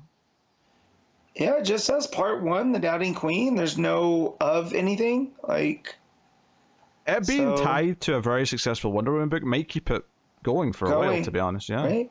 Well, and also especially if King's like planning some big not an event, but some sort of big part of his run that this could naturally tie in more to. They might want to like have it around to sell as a secondary book. And the whole thing that if Wonder Woman's gonna be truly Diana's book, right? This Amazon's Attack, or if they ever rename it or whatever, this can be the other characters too, right? Like this is where we can get the other Amazons popping up and us getting a piece of that world. So yeah, plus they're doing a good job right now of trying to give all of the major characters, or the major families I should say, a second book at least, because you know Flash is getting that Speed Force book with some of the other characters. Green Lanterns had added the John Stewart book, and that's not to even mention all the Golden Age characters who are kind of like the third book in some of these families. So obviously action, you know, Batman and Superman have always had detective and action as well as Batman and Superman. They've always got at least two each, but I like this idea of like having the other characters in some of these groups getting a chance to like shine with second books. So sure, they're not always going to work out and be great, but I think this was a really solid first issue that I'm happy to I'm definitely down for more of this, and I think so far it feels like a really nice tie-in to the main Wonder Woman book. So good stuff. What are you rating Amazon's Attack? I'm gonna give this, I'm gonna give it an 8. Yeah, I think I agree with that. I think it's just a solid 8. I think it's a great little tie-in to the main book, and like I'm genuinely, and it's nice to actually. I feel like Newbie is a character who's been kind of shafted to me, in that almost everything the character's been involved in, I've just not liked, just because I've not liked the writers, or I've not liked the events that she's been tied to over the last couple of years. It was actually kind of nice to read the character in this issue and go, no, I think I actually do kind of like this character. I've just never had a chance to before. Yeah. So very nice. All right, we'll move on then, away from the Wonder Woman corner of the world. The Flash, issue 2, Legacy 802, Cy Spurrier writing with Mike Deodato Jr. So, issue 1 was a little bit divisive for us. I liked it a bit more than you, and you liked it a bit more than Connor. Connor was the surprise. Connor was the poo-pooer of the group. Certainly, I'll say this. So the first issue was very oversized, whereas this one is not. This one's a standard size comic, which I think does help it a bit. I will say though, I was feeling a little rough on the first half of this issue. So he's fighting the apes, and this sort of like interdimensional alien sort of thing has come out of the Speed Force or whatever it is. And Wally ends up in one of these like bubbles that we saw taking people away last issue, and he ends up being taken to this group of beings called the Stillness, who look like they're kind of almost Flash-esque looking in like a really alien way, and there's like different colors. So there's a couple of red ones, a couple of purple, a couple of blue, a couple of green, and they're kind of like ethereal, and it's the idea that they're like beyond the comprehension of mere mortals, and humans can't understand what these things are. And they take away this other, because the alien that came out first was like a sort of traditional looking alien with all these spiky things on him. He's very different to whatever these things are, whatever the Stillness are, and they kind of neutralize that alien, and they're here to do something. They're here to study a class of entity that's incomprehensible to humans, and they call them the Archangels, to which Wally says, do you mean the Archangels? Is that what you're talking about? And they're like, no, that's not what we're talking about. So they mean Ark, like the Lost Ark, A-R-K? No, A-R-C. Okay. But it's like the Archangels, and then Wally says, but not Arch, like, you know, like Michael and Gabriel. Okay. So basically, this first half of the issue was like, what the hell's going on? I don't understand any of this shit, and it feels like it's throwing a lot at me very quickly, and maybe if I'd read it right after the first issue, I'd feel like I'd be more comfortable with the context, but it was really weird to read, the first half of this. The second half, though, is Wally walks home, and there's some quiet panels with his family, which I liked. And then he wakes up in the middle of the night because he realizes basically a pattern to what the gorillas have been doing. And he calls Terrific, and they sort of map out that what they've been doing in these different spots of the city make a big hexagon, and there's like one last spot for them to hit to finish the hexagon. And they go to this location to try and intercept the last thing they're going to do. And they get there just at the time that the apes show up. Wally fights this like ape. It's not Grodd, it's like the second ape in command kind of thing. And this fight happens, and Wally ends up like using his powers in an interesting way where he doesn't like vibrate to another dimension. He just kind of steps outside of reality. It's like this experience with the stillness of kind of like tapped into something. Like his connection to the universe is kind of weird, and he can do this. Honestly, it was all a bit weird. It's definitely thrown a lot at me quite quickly. I think the art's generally pretty good, and I do like the layout style, but I was definitely having a bit more of a tough time getting into the flow of this one and just kind of enjoying the stuff it was presenting to me. At the end of the issue is that whatever the apes have been trying to do, maybe it's some kind of portal or something they're trying to open, it seems to open next to the Flash statue, which happens to be right next to where Barry Allen's sitting. So Barry pops in at the end of the issue, and that's where it ends. So it's I don't know, I'm definitely a bit more mixed on this one versus the first issue, which is a shame. If nothing else, I hate being the positive one on issue 1 when everyone else was kind of mixed, and then feeling more mixed on issue 2 because it's like, I'm being proven wrong here, and I don't like that. So I intended to read this, but I just ran out of time, and with as wordy as the first one was, I prioritized, other books this week. The first half is very wordy because it's a lot of like talking to these alien dudes and a lot of narration kind of trying to like figure out what's going on. The second half definitely quietens down a lot though. There's a lot more kind of just like quiet contemplation. Yeah, there's definitely more of a balance to achieve. I'm intrigued by what the story's doing enough that I'll definitely at least try a few more issues before I make any kind of rash decisions. I do certainly hope though the next issues, the week's maybe not quite as busy as this one. So there were no updates on what's going on with Jay and Irie in this one? No. Okay. So yeah, what was I gonna say? Yeah, because I did have a casualty. I was meant to read 9 books. I only read 8 of those books, but we'll get to which one I didn't read a bit later. So yeah, that's Flash issue 2. It's probably like a 6. Yeah. Okay. Probably still over the halfway point. Like I don't think it was necessarily a bad issue, but it definitely didn't flow as well, and I wasn't taking in like all the concepts in a way that was satisfying to me. So I'll go with a 6. Green Arrow issue 5 Legacy 338. Joshua Williamson writing with Sean Isaacs on art. This is the one I didn't read because I left it to last, and when I was reading the book I was reading before this, I was like I was actually dozing off, and I had to reread like several pages just to because it's just because I just wasn't awake enough. Yeah. So I looked at my last book and it was Green Arrow, and I went, you know what? I'm calling it here. I've done enough. That's not unfair. I've done that before. My wife will usually, if I'm reading in bed before, if she looks over and I'm still on the same page for like 5 minutes, she'll be like, put your iPad down and go to sleep. Because that means I'm doing the doze off reread thing. So I get it, and I don't blame you for not reading this one with how we've been. So I unfortunately did read this because Pete didn't let me know. And I shouldn't say unfortunately.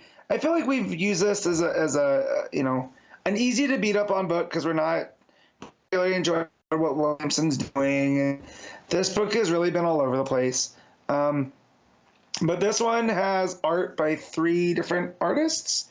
Oh, really? Okay. Yeah. So, and it's broken up. So we got Sean Isaacs, is that how we're saying that? And Phil Hester, and 2. So it's Phil Hester and Andy Parks. But the Isaacs art here isn't as clean and crisp as it has been. There's a bit more sketch to it. So I don't know if this was rushed or, I mean, having 2 extra artists put on it definitely implies that they realized, oh shit, this won't be ready in time.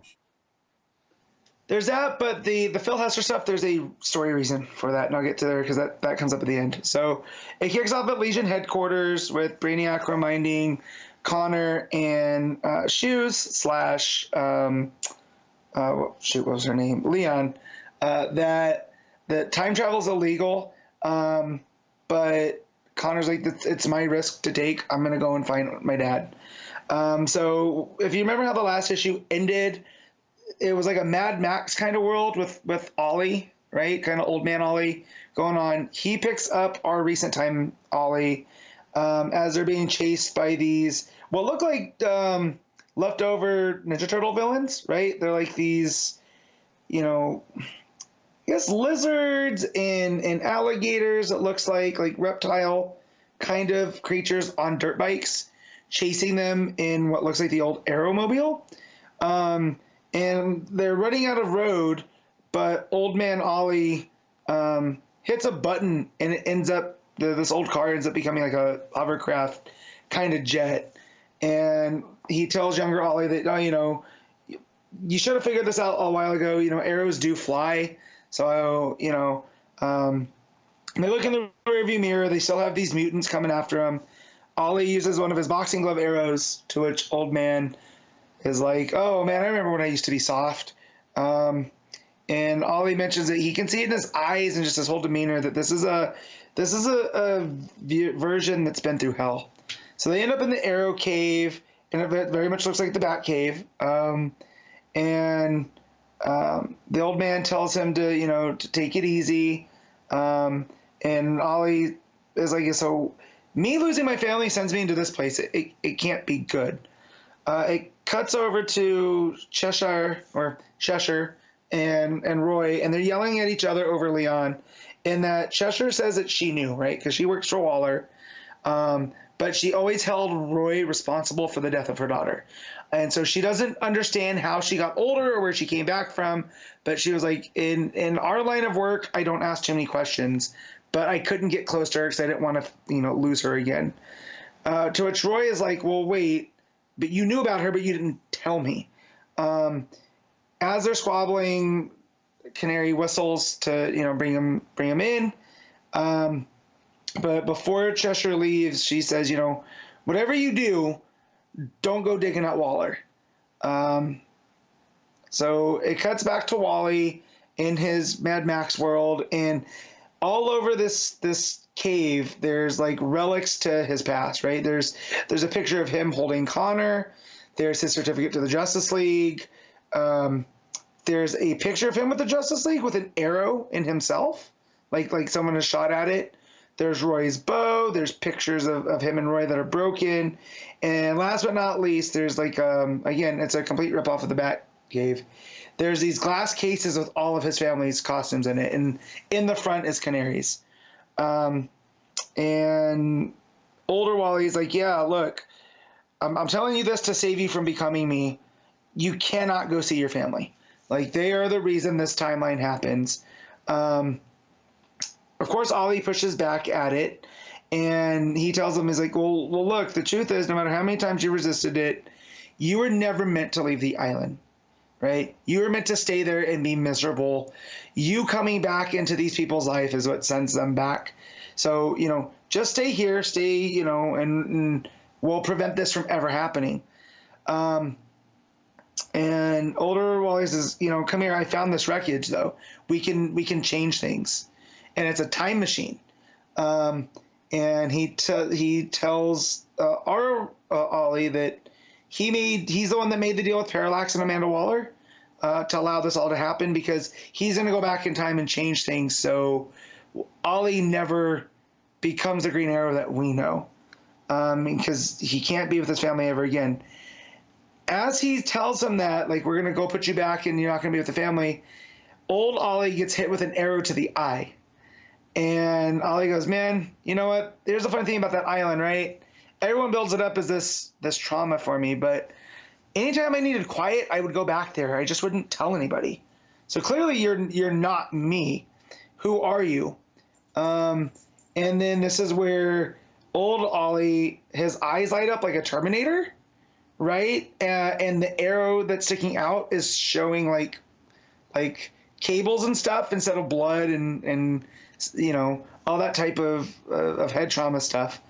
And he goes, well, whatever you are, right? If you're a hologram or robot, I figured this out. None of this is real. And the old Ollie says, some of it is. The best lies always have truth in them. Why can't you just play along? So Ollie and this guy fight back and forth, but the old Ollie ends up throwing our Ollie into the time machine, and then it shatters, which leads him into Phil Hester art, which then Ollie's like, oh, I recognize this time. It almost gets a little bit meta. This is from when I came back from the dead. So this is, the era that Kevin Smith was writing on Green Arrow. And an arrow gets shot. Ollie from this time comes down. He recognizes him from this era because of the costume that he's wearing. Asks if he's a robot.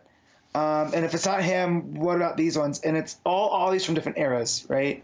So you have like the Longbow Hunter. You have traditional, I guess, Silver Age Green Arrow, right? That looks like Robin Hood. You have the hooded cowl version. And they're all coming after our Ollie. And in order to prove, try to figure out what they are, Ollie fires an arrow and, it goes through and they're normal. So him and the Phil Hester era end up deciding to team up. They fight off some of these arrows. But the Phil Hester era, he's got the white feather in his cap, ends up shooting our Ollie with this kind of like glowing arrow, and then pushes them off of the building and says, you're not going anywhere, to where, it says to be continued, dead again. So it makes a lot more sense than some of the other. We're starting to get towards the end where things are coming together.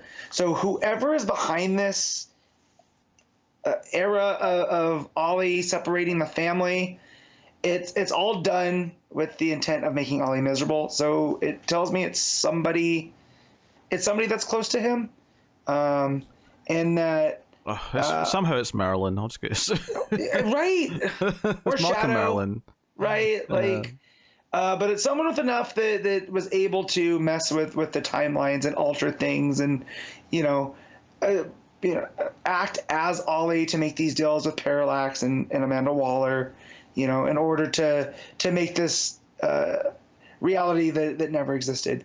To which point, I don't know. Is it just to make Ollie miserable? Because what does Shoes have to do with that? Like, why has she been shifted out of time, and aged, beyond that? What does this have to do with Canary and all of that type of stuff?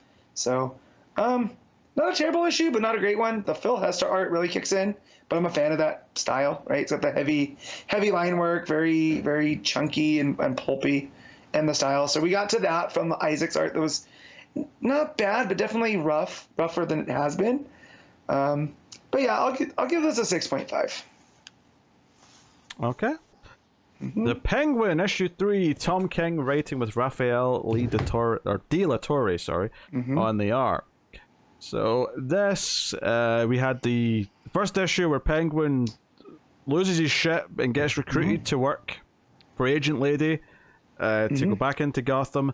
Issue 2 was him forcing the Help to become one of his employees once again by murdering all of his staff. So issue 3 is him building a team. It's his goons, as it were, and it kind of references what's going on in Batman right now by saying, yeah, all my old goons are all unloyal. They're all involved in something else. So, and I'll deal with them later. That threat is terrifying. Oh, dear. So he gives a list to Agent Lady of people that he wants. And then the issue is mostly him, one by one, going to meet these different people. And they're all from a team called the Force of July. Now, I'm assuming this is some obscure thing Tom King's pulling out of DC Annals. 100%, and you'll get to them soon because I looked them up, and they first debuted in the pages of Batman and the Outsiders. Oh, really? Yep. Oh, awesome. And okay. so they are a patriotic team that were given a power set by this shadowy government organization in the 80s. They're called the ASA. It's like the American Security Administration or something. And yeah, so they're all these kind of patriotic things, which if you don't know their powers, it gets a little bit murky trying to figure out who's who. But I do think after doing some research, Tom King did a really good job with their introductions. Yeah. And if you're paying attention, you can really pick apart what these guys are about. I think the first one is the most confusing because his dialogue and narration. Because this follows the trend that this book's had, where the narration's always someone else in the scene. It's never Penguin. Yep. So for all these scenes where we meet all these characters, it's all their narration and their individual scenes. So this guy's really confused. He keeps saying, "Is that me or is this me?" And we'll talk specific because it lists their powers later, so we'll just talk about it then. But it becomes more clear when you get to that point why he's so confused. But yeah, so Penguin shows up and says, "You are mine." Like, I'm not you, but you're mine. So that one's really simple. And then we like completely change color palettes because that's all sort of blue and whites and nighttime and kind of, I don't know if it's Gotham, but it looks kind of Gotham-y. They're in Metropolis. Metropolis, there you go. Yeah, so that's that's right. Yeah, he can't go into Gotham yet. That's right, because they say in the first scene how much it's the agent lady saying how much she hates Metropolis because you have to just hope that Superman's busy with stuff to not notice you. But then he goes to like the guy in the boxing ring who was the guy who had super strength and kind of has the help kind of fight him to prove that he's not as good as he once was. But off says, you've got some lessons to learn, and kind of recruits him. And then things get really interesting because he goes to this woman who clearly her whole gimmick was flowers and plants, and like she's clearly kind of lost that a little bit. But Penguin's pitch is basically like, "Hey, I know Poison Ivy. I can get you to meet Poison Ivy. Wouldn't you like that?" And she's like, "Yes." And the little reveal here is really nice, where her narration is pretty simple as like this entire scene. She's just basically saying, "My garden is beautiful. It's luxurious. It's subtle. It's content. It's still." It's all these like positive words to describe how great her garden is.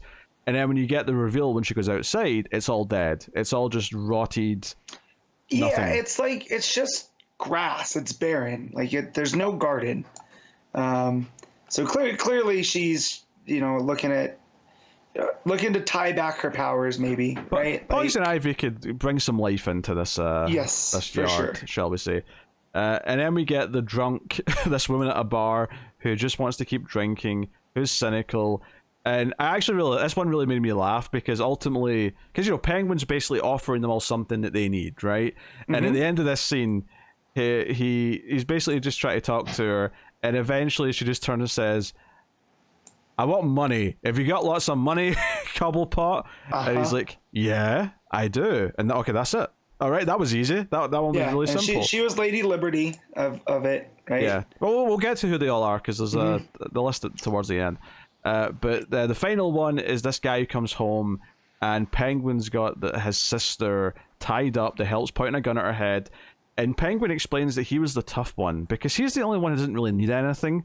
So he's got nothing to offer him because he's content. He's living a normal life. He's got a job that he likes. He pays his rent. He's pretty content with life. So it's like, well, I have to create something that you need. So now I'm the only one who can save your sister's life. So definitely plays into how much of a bastard and how evil Penguin is.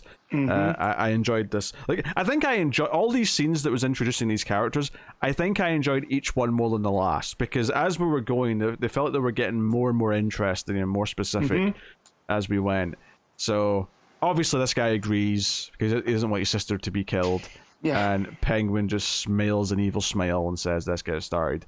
And then we get this great page, which is like a security camera that's watching as they're all coming in and sitting down one by one, this team. And this is where you get all their names and what their powers are. So you've got Lady Liberty, who was the drunk. She fired psychic energy through her Liberty Torch. Right. So, okay. Then the boxer was Major Victory. had super strength and flight. Sounds kind of Superman-y, really. A little bit like kind of Captain America E2, right? You're adding to that, yeah. And then we have the guy who was forced into this with his sister at gunpoint as Sparkler, who projected light beams from his fingers. Basically the Dazzler, if you're familiar with with Marvel Comics. Yeah, and then you had the garden lady was Mayflower, who could make plants and then manipulate them, kind of Poison Ivy-esque, effectively. And then we have the guy who was first introduced as Silent Majority, who was someone who could duplicate himself, and only one survived, and like no one knows if that's the original one. So all of a sudden you think back to his scene and all of that stuff he was saying is, am I me? Are you me? It's like, this is some broken fragment of a man who was part of a larger whole, and the rest of it's all gone now. And I'm like, suddenly he's the most interesting one. Like, I'm the most excited by him now. For sure. And that's also to bring another Marvel Comics character in. You have Multiple Man, Jimmy Madrox, right? Which during Peter David's X Factor, which I'm a big fan of that book, the X Factor Investigations era, he did this whole arc where Jamie, in order to learn as much as he could, send his duplicates out, because when he absorbs them back, he also absorbs the knowledge that they came across. So he sent a bunch of them out to the world to experience things, and he gets to one and he can't absorb him back because he's developed a life, right? And then stuff happens that he ends up absorbing, and he gets all of his memories, and it's super, super sad. And it's like, well, so what if one of those, let's say Madrox had died, and that had left him nowhere else to go? That's what you get with the Silent Majority. It's a very, very interesting concept for a superhero book. Yeah, plus there's a Flash villain who's kind of got that power as well, right? That's Multiplex. Yeah. Yeah. I was thinking of. So this is almost like a Saw movie, this last little part. And I don't mean that in a bad way, but he's got the five of them there, and like Penguin's talking over the comms. He's like, you want to play a game? Like, no, but he basically says to prove their loyalty, they've all got guns under their chairs, and that their mission here is just to shoot whoever walks in the door. So they all pick up their gun, they look at this door, and they're debating, like, they're debating how they feel about it, and like, oh, this is like the old days where we used to laugh, and the Sparkler dude, he's like, I didn't laugh, I didn't like this, like we were supposed to be the good guys, and then the other ones are quite cynical and say, we were never the good guys. So yeah, it's them sitting there with the guns, and then the final page is them all standing up and pointing the gun. We don't know who's walked through the door. We have no idea who Penguin's told them to kill. So that's something to look forward to in issue 3. I think I appreciate this was very different from the first two issues. Again, each issue's felt very distinct in its format, whilst keeping that centralized idea of it's always someone else's narration in the scene. It's never Penguin.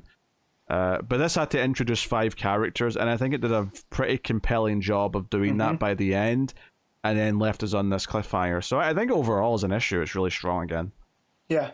I like the part when it's a Sparkler and he's gone above and beyond. Everyone else is kind of like a sad sack, right? Mayflower wants to meet Pam so she can get her, powers back under control. You have Major Victory, who's kind of like past his prime, living in the past still. Yeah. There's right? He's not as obviously goofy, but there's a little bit of Peacemaker, I think, in there. Yeah. And then you have, of course, Silent Majority. We went through that. And then Lady Liberty, who just, she gives the poem that's on the Statue of Liberty, but it's all very sarcastic. And, there's, just dripping with irony. And she's like, yeah, I don't care. I need money. But then you get to Sparkler, and he, he's become a teacher. And a lot of his, the narrative boxes are about the stuff that they're going to do in class.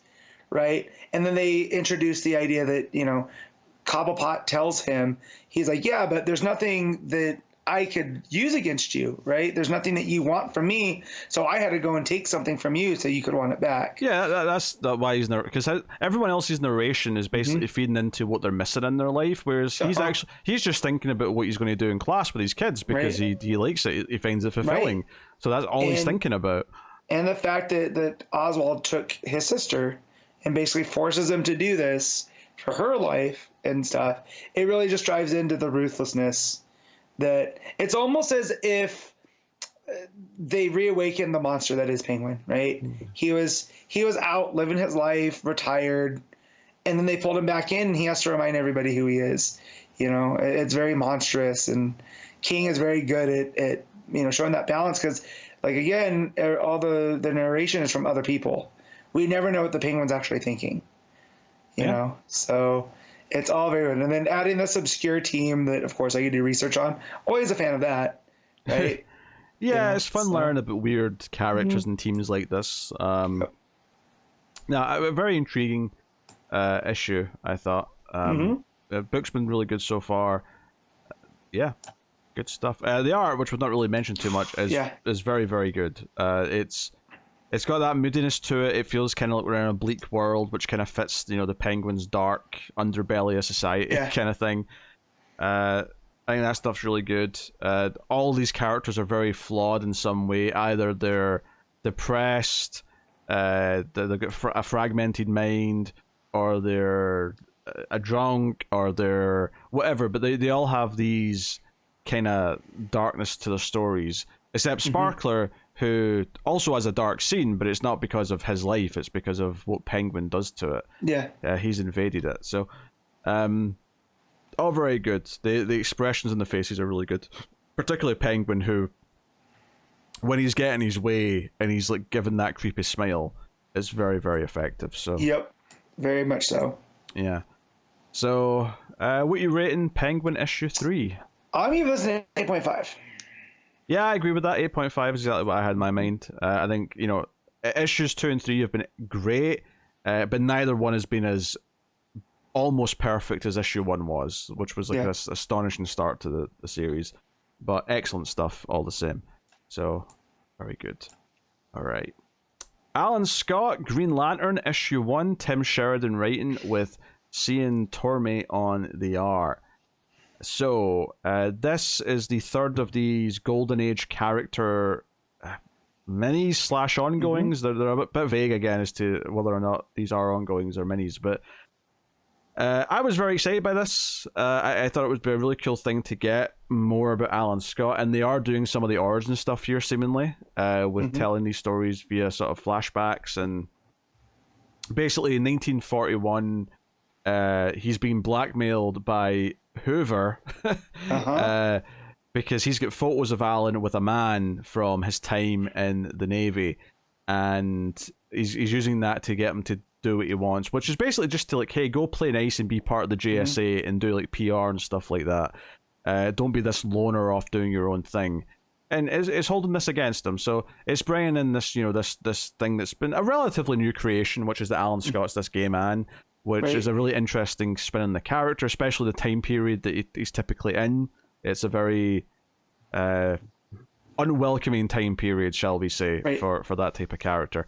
So seeing that explored a little bit and seeing the flashback to him with his secret boyfriend in the military, and then that tying into the origin, because they're engineers trying to build this containment thing for this so-called Crimson Flame that they're looking for out in the ocean somewhere, which is what the backstory is all building up to. There's a little bit of present day stuff with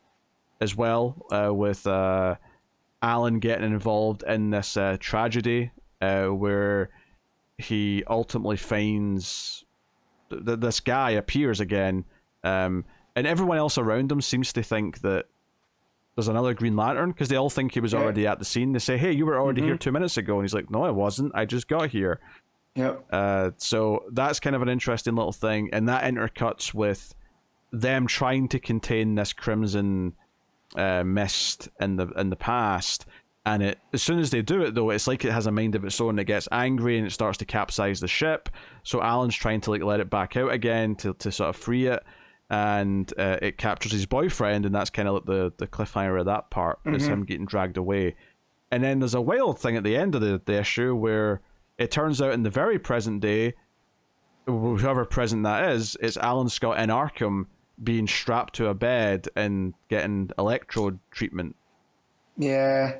And they talk about conversion, so I'm sure it's going to be a conversion therapy thing. Yeah, related to his sexuality. I conceptually, I like everything this is doing, and it typically looks quite good. I will admit though, I do find the writing to be a bit wordy. Particularly the narration boxes. I feel like some of those pages I would turn, and you'd have a narration box with what feels like, you know, a big paragraph in one of them, and I'd feel like I'd be sitting there reading it for quite some time.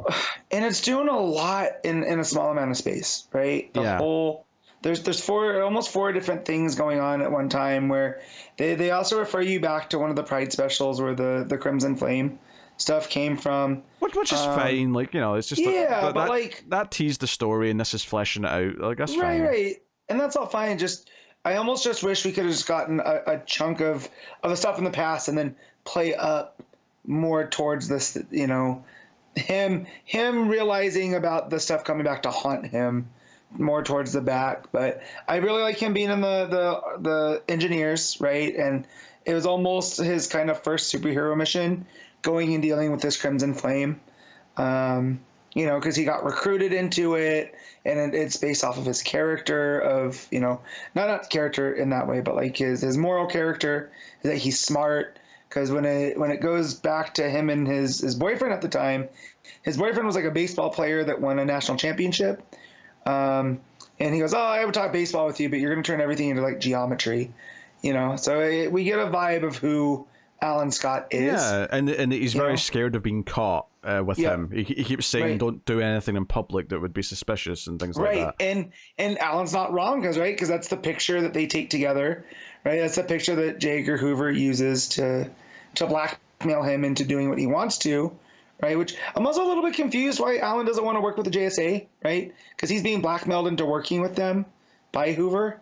Yeah, because obviously Jay shows up to help towards the end of the present, or the 1941 stuff at least, and he, you know, obviously says hi. You know, it's nice to work together. And Alan's a little bit standoffish.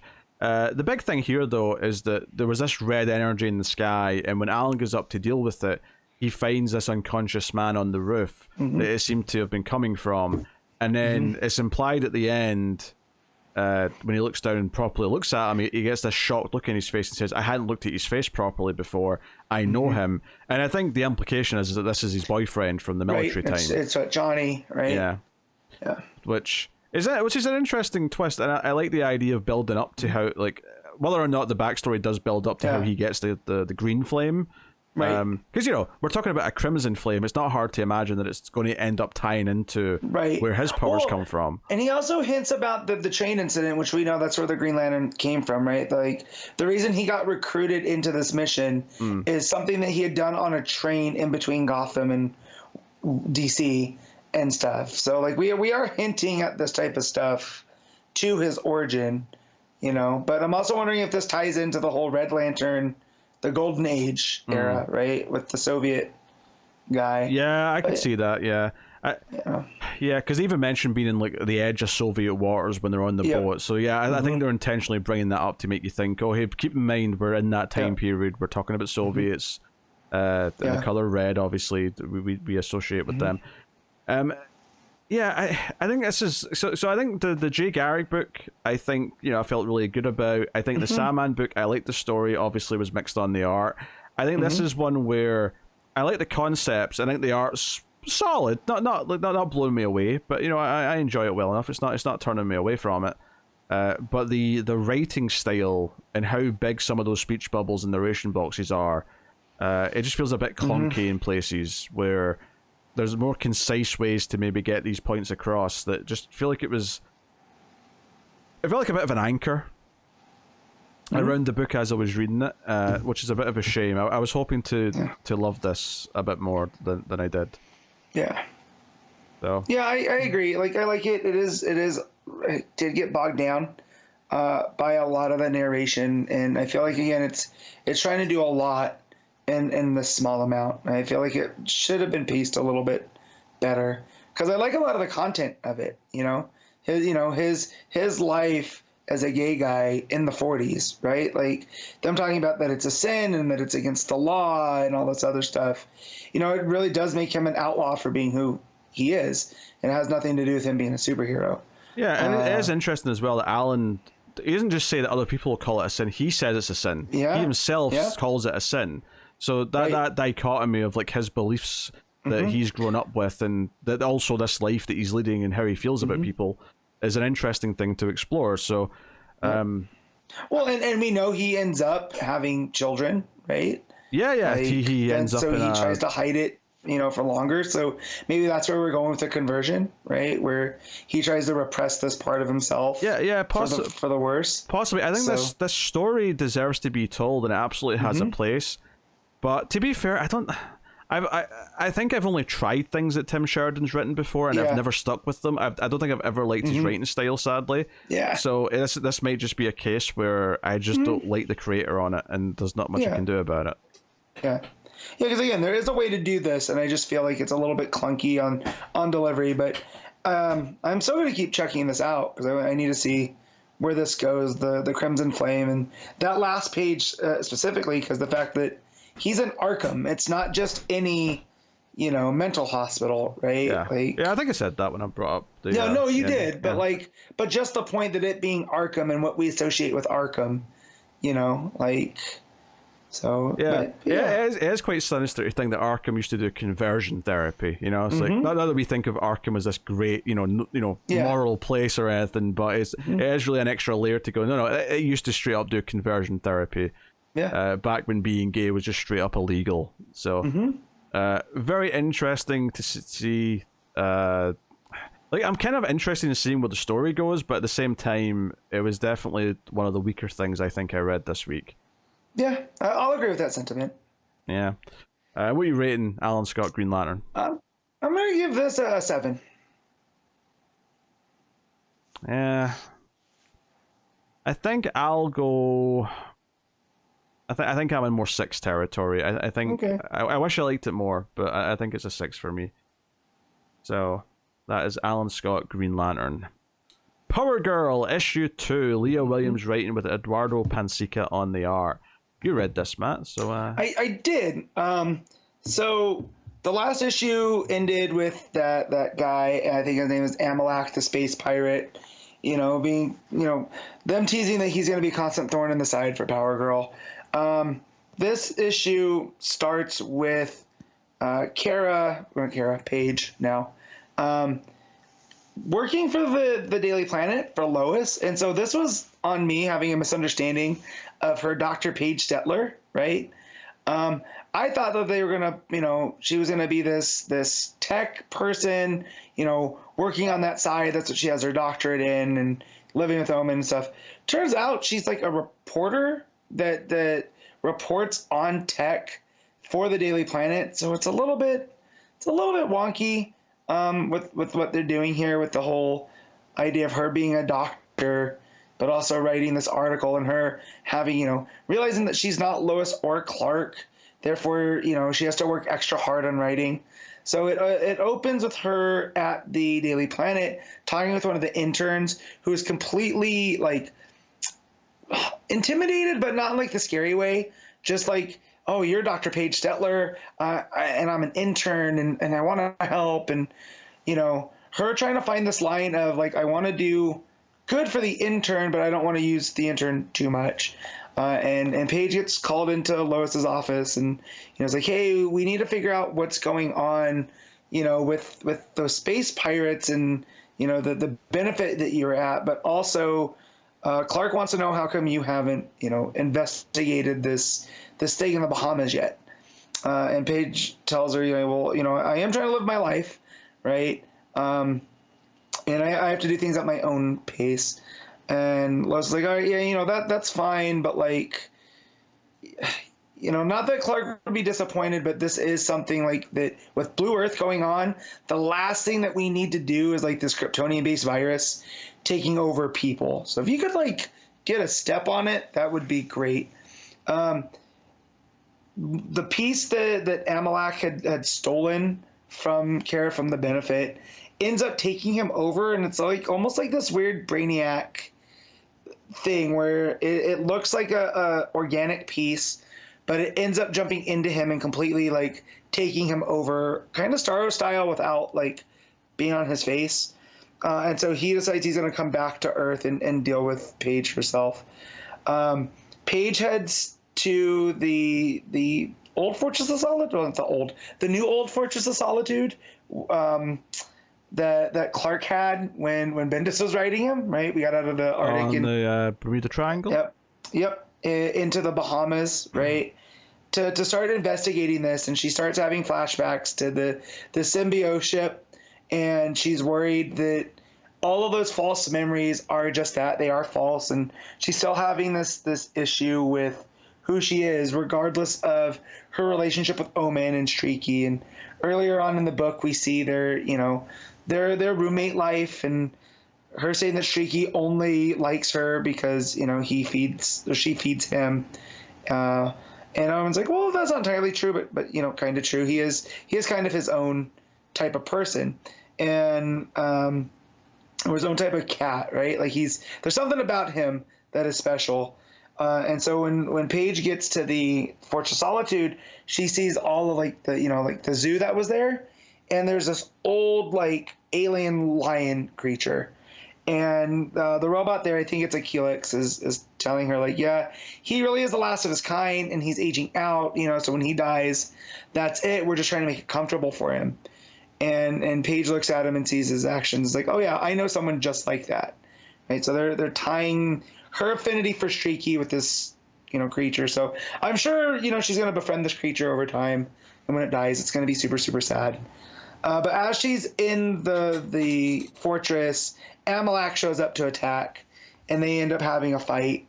And I'm trying to pull up the last page. But yeah, they end up having a fight because he's powered up by this. So they're actually not in the Bermuda. I lied. She ends up going after the fortress into one of the islands where the infection is starting to spread, and she ends up meeting one of the locals there. And it's there that Amalak sees that she's talking to this local. That's where he attacks. She ends up fighting back, and Amalak ends up, being able to kind of regain control of himself, and says that he's after you before plummeting into the ocean. I like Leah Williams a lot. I just feel like between issues, there's a lot of stuff that's going on that's not entirely clear. But the main story in and of itself is pretty good. Because I'm enjoying her giving Paige her own, personality that's just beyond being another Kara from an alternate Earth, right? Her questions on who she is because of the symbiote ship, that really adds to this whole thing of her not knowing who she is exactly and still trying to figure it out, and her uneasiness around the super family. The art is pretty solid. There's a couple wonky faces throughout, but it's usually when they're doing close-ups and they're kind of out of proportion. But the rest of them, the shadows on a lot of the characters by Pansica, it's typical of what we've seen out of that art at DC. It's kind of that house style, but it works. The layouts I like a lot, especially when the action sequences get going, and when Streaky wants to be fed, the look on his face. And if you have a cat, that look, right? Mm-hmm. And it's held very well. But yeah, it's still a book that I'm still feeling out to read. I just again, a lot like the Alan Scott book. There's a lot of stuff that they're throwing at you at one time, and I feel like if they just take the time and piece it out over, it's going to add for a better reading experience. But yeah, so I'll give this a 7.5. All right. Unstoppable Doom Patrol, issue 7. Dennis Culver with Chris Burnham on the art. This was the book that I was falling asleep while I was reading, so hopefully I took it all in, but we'll find out, I suppose. So we actually finally had a cliffhanger last issue. After most of these issues of this series have been relatively standalone, all with a few connective things in the background. The last issue was very much the first half of what the endgame story was, which is the candle maker using Dorothy to come back into the world in some way, along with the Emperor dude. So yeah, that's kind of like where we start off this issue. It you know, does a little bit of a recap of like some of those core beats from the past Doom Patrol stories, but quite quickly we're back into this position where it's Robot Man and Niles and a couple of them taking on them. Meanwhile, the Chief and everyone else are still fighting all the various villains back in the mansion. There is some fun stuff here though with the clue. Like they basically keep saying different colors of lightning because like, so she was firing lightning at them, so someone said, "Oh, you know, green lightning, yeah, green blue lightning, blue lightning." Yeah. So the lightning keeps changing. They keep having to like counter with saying them. That's kind of fun. Although basically the Chief pulls the clue into her head, and she gets to interact with some of the other personalities. So you've read more Doom Patrol than I have, right? I was feeling that this is definitely building on at least Morrison's with a lot of the stuff that's happening, right? Like the stuff with Dorothy. Yeah. Because of, I never got to that stuff in Morrison's run, but that is definitely some of the bigger stuff later on, I think. And then just my vague familiarity with the Doom Patrol and them being pulled into a painting. Yeah, that's Morrison's run too, yeah. Right. So that's where the quiz comes from. She was the painter, right? And when they escaped, it kind of, from my understanding of reading this, that's what turned her into the quiz, right? So she can basically change reality because of that, but because the painting got destroyed, it sent her into this different personality, which is why the Chief / Jane is kind of able to break through to her. Yeah. Okay. I just want to make sure I read all that. I mean, it's been a long time since I read that stuff, so I think that's what I got from this issue as well, though. Okay. Okay.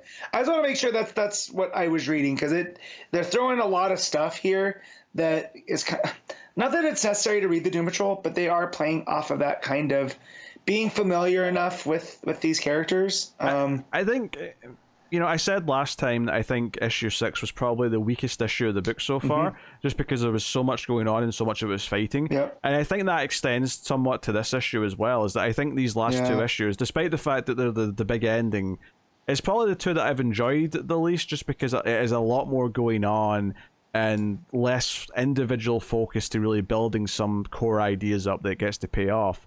I think if I had just read Morrison's run and then went straight into this, I'd probably enjoy these last couple issues a lot more, just because I'd be getting more of the things that it's doing. But it is doing a lot of stuff in these last two issues, for sure. And I mean, the idea of the Candlemaker, General Immortus, right, becoming this new being, and because it's this egregore thought form and stuff. Again, that's very Doom Patrol. So I do like it tying into that. Becoming the new Candlemaker or merging. It's just like they needed Dorothy's body, because Dorothy's body, you know, she could create ideas with her body, and it's kind of like tapping into that somehow. But ultimately it's the quiz who alters reality to beat this new Candlemaker.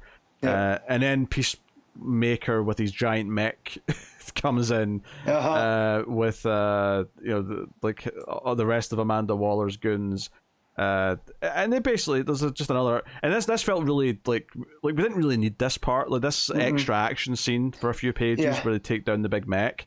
Like, I don't know, it felt like we really could have just done with like fleshing out the other stuff a bit more.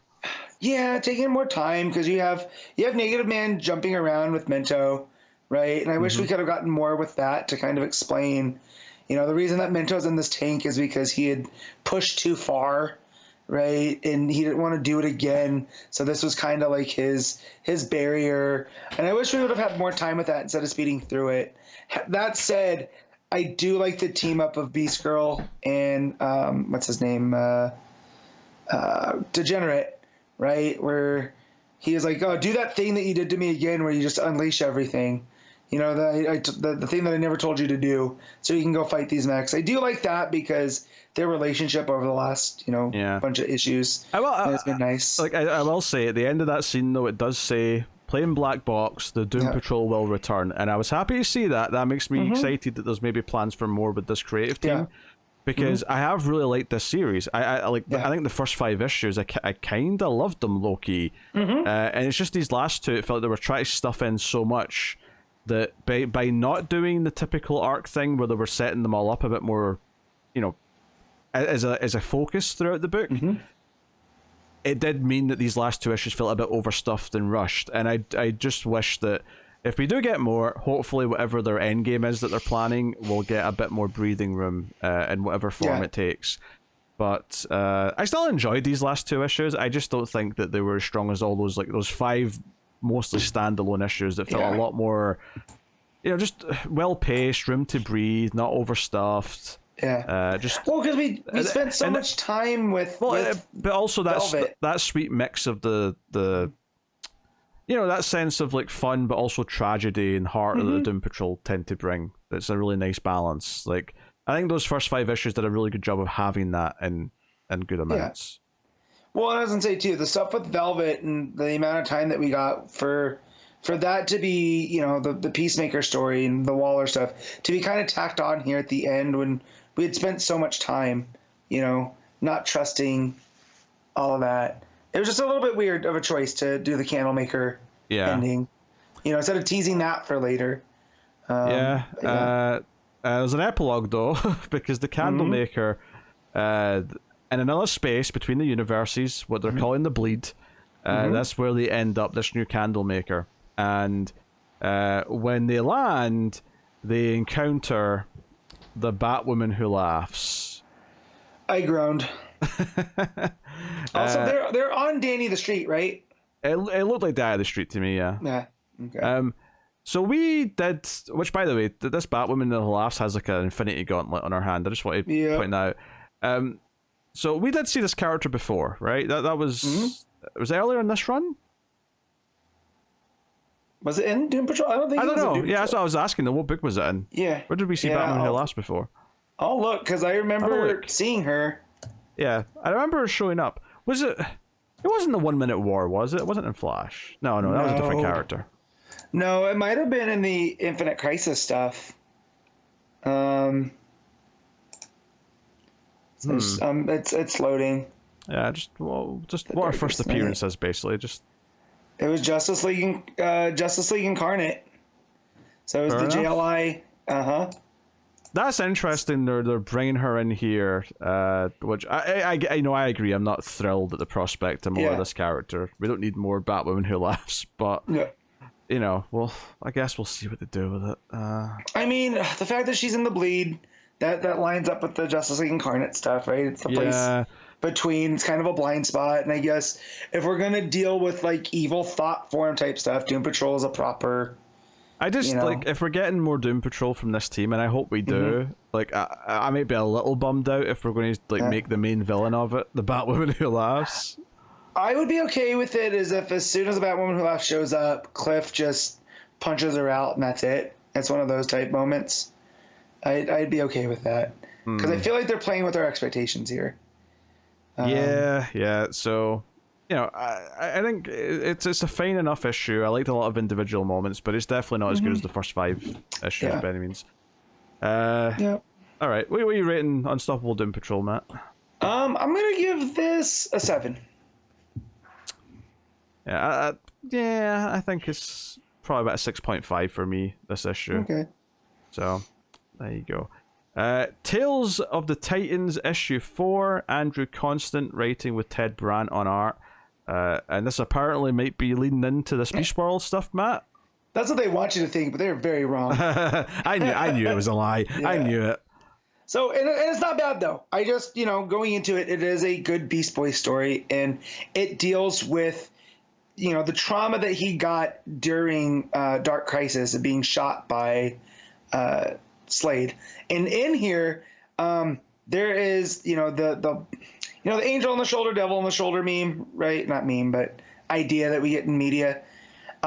It's kind of doing that where anytime that Gar has a negative thought, it's coming from a ghostly Slade, which is a nice touch, right? So, Beast Boy and Raven, this is before they're fully moved into Titan's Tower, right? They're in the process of getting there, but they decide to have movie night. But before they do movie night, Gar needs to go out and clear his head. And so he goes out for a swim, and he's swimming through this lake as a blue whale or some kind of whale. And he's having a hard time keeping bigger like bigger forms for longer because of all of the stuff that happened in Dark Crisis. So, he goes swimming. Raven's waiting for him to come back for movie night. And while he's there, and talking to the ghostly Slade, his negative thoughts, if you will, and him telling him, he's like, I took everything from you when I shot you, and you'll never be the same. And Raven notices that you don't need that eye patch anymore, but you just wear it because you deep down you kind of like this feeling of hopelessness. And as he's arguing essentially with himself, this wolf runs up on him, and he doesn't think much of it, and then it changes into a full-on werewolf and takes Gar down. And it's revealed that, like, Gar wakes up in this lab, and there's this werewolf guy, another one that came from Batman and the Outsiders, right? His name's, I think, Anthony Lupus, and he was this, athlete, this decathlete that was went to the doctor for headaches and unlocked this metagene that turned him into a werewolf. And but he thinks that through Beast Boy and Beast Boy's powers that he can finally get rid of the wolf, because all the wolf has done is bring him tragedy, which is something that Gar had been feeling as well with being Beast Boy, right? And anytime he has these negative thoughts, these people from his past pop up. So it was the doctor that from which he got his powers from, telling him that he'll never amount to anything. And then his dad, who I guess treated him badly, which I need to get re-familiar with Gar's origins, because I remember what's her name from Doom Patrol raising him at one point, right? Rita and someone else, right? But so it's all these people in his life down talking him, and the werewolf guy Lupus hits him with this gas that prevents him from being able to change, whereas Slade's like, nah, there's nothing can stop you. You're Beast Boy. You're stopping you. He's like, basically buck up, prove everybody else wrong, that you're not just this funny, happy, guy.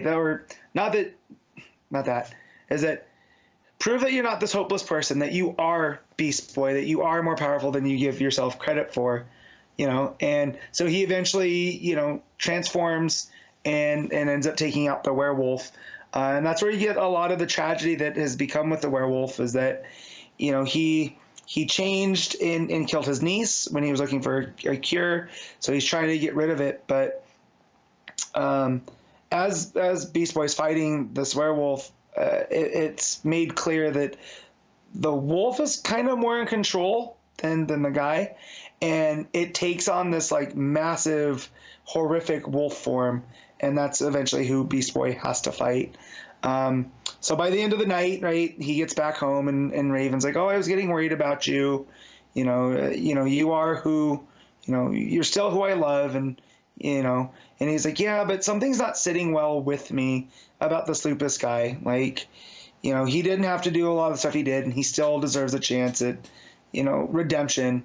And I guess a lot of people do. And then that's where it ends. So I was kind of thinking as I was reading, like, this was going to have to do with, whatever experiment the wolf was pulling out of Beast Boy, that's what's going to lead to the Beast World stuff. But, kind of nothing. It's just, Beast Boy coming to terms with what Deathstroke had done to him, and basically, him getting back to being his old self.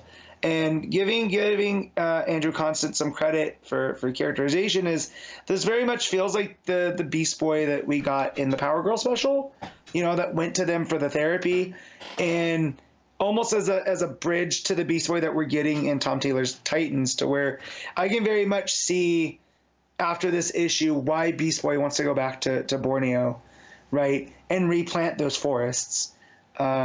And be, we're as he said in the last issue of Titans, we're always there for the fight. We're never there for the cleanup, and we should be better. And a lot of that came through, this. So I got to give this a lot of credit for actually taking some steps with Beast Boy's character and transitioning him up from where we're at to where we're looks like to be going. So maybe that's how it's the prelude to Beast World. I don't know. But yeah, I really enjoyed it. The art's pretty good. lot like a lot of these, specials. It's a lot of art. So a lot of the fight scenes, they take up bigger pages to fill and stuff because the book is bigger. But yeah, it's a fun read. I would definitely put it in out of all four of these. It's probably number 2, right behind the Starfire one. I don't know if I talked about the Donna Troy one on here, but that one was easily the weakest. Okay. But the Raven one was pretty much in the middle. But yeah, it's a real fun story. So I'll give this a 7.5. All right. And believe it or not, that was the last book of the week. So hefty 12 or 13 books there. So we will now go into the final part of the show where we pick our favorite stuff of the week, panel/moment, cover, art, and of course top 5 books. So Matt, what is your panel/moment of the week? All right, so there was a lot from Wonder Woman I could pick from. Her hitting the tank with the tank, that was a lot of fun. A lot of the mirroring stuff, but I'm gonna be a self parody here, and it's Superman in the Knight's armor with the sword. I got such a big pop out of that. Of course it is. So I'm gonna go with that one. Yeah, I mean, there's a little temptation for the fake Superman hitting a satellite with heat vision from Earth. There's a couple of moments in Detective that I could have went for. Penguin. I am going to go with Wonder Woman though. I'm going to go with, well, now I have 2 swords and you have none. That moment spoke to me. Good. That spoke to me. It was a pretty badass moment. Wonder Woman's got balls. That's what I'm saying. Yes. So, cover of the week. There's a lot of books, so that means there's a lot to choose from, and there is a lot of good options. I'm not usually necessarily into like Kelly Jones Batman stuff, but the Kelly Jones cover for Detective actually is kind of cool. Kind of old school Batman-y vibe. Steve Beach, as per usual, has a great Action Comics regular cover. It's very good. It's not one of his best by any means, but I do like it. There's a Gabriel Dell'Otto variant for Flash, which is kind of cool. He's also got one for Penguin, similar style. Those are both very good. The main Wonder Woman cover by Sempere is fantastic, up to par with that first one. My pick, though, despite the fact that I wasn't as in love with the book as much, the regular cover for Alan Scott Green Lantern I think is very beautiful and very clean. Yeah, I like it a lot.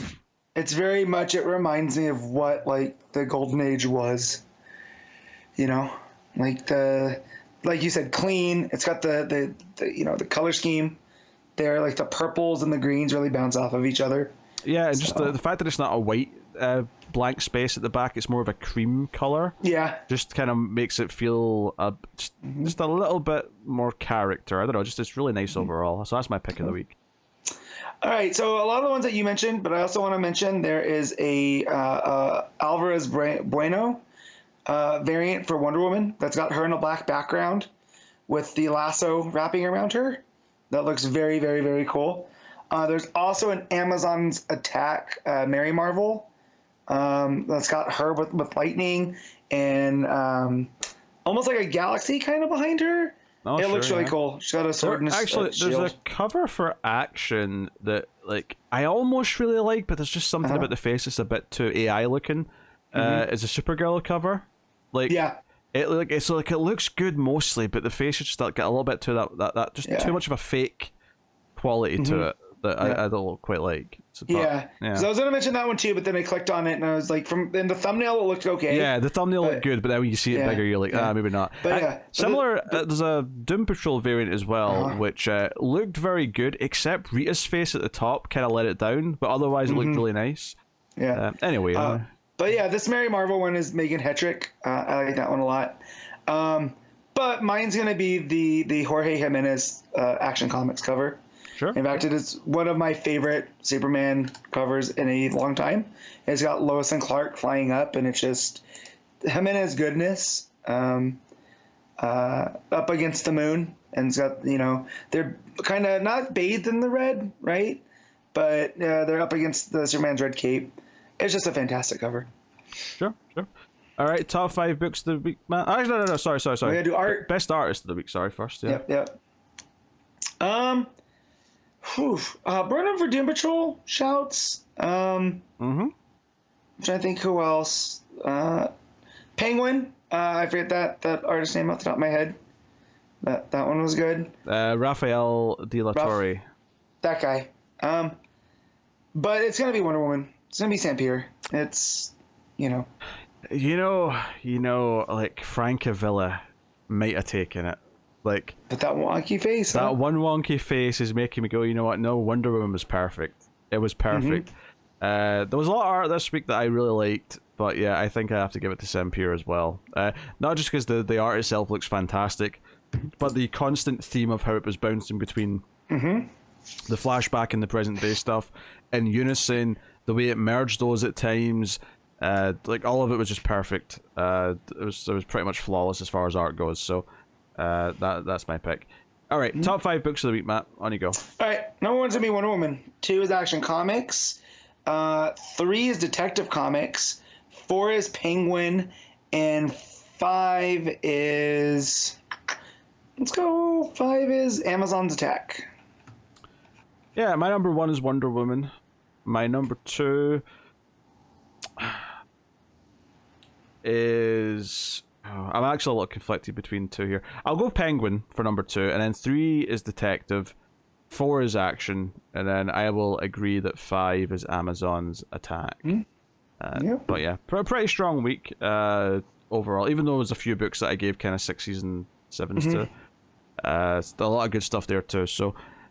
yeah, interesting week. Now, we have an interesting week next week, because next week is week 5. So, coming up from DC Comics next week, you can get Detective Comics 1076. So, hey, we get the next one of those already. That's fun. We get Batman, Catwoman, The Gotham War, Scorched Earth, issue 1. So, this is the finale of that event. So, oh well. We got Spirit World, issue 6. We have the Supergirl Special issue 1. That's Tamaki, by the way, so get hyped. There's the Return of Superman 30th Anniversary Special issue 1, and there's Aquaman and the Lost Kingdom Special issue 1. Yeah, well, no one cares about that. So, yeah, I mean, I think for us, we're looking at... I mean, you'll probably check out Spirit World, because you've been reading that. Yeah, I've been reading that But one. it's the 3 books. It's Detective, Gotham War, and Supergirl that I think will be... Don't forget to read City Boy. And we'll do City Boy since we skipped that. And I would do both my Patreon books next week, but week 1 after this is also quite quiet, so I'll spread them out. I'll do one next week and one the week after. So, were you looking confused, Matt? Oh, no, it is. I thought there was more underneath, and there's not. No.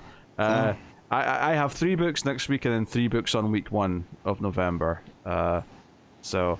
And now, technically, someone's going to say, isn't this not week 5? Because technically the release date is the 1st of November.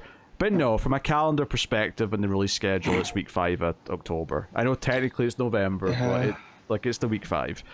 But anywho, that's what's coming next week. So... by all means, let us know what you thought of these books in the comments. Like, subscribe, all that stuff on the YouTubes helps us out a lot. It helps more people find the show, find the channel. It's 5 stars on iTunes or wherever you get your podcast from. That also helps people find the show.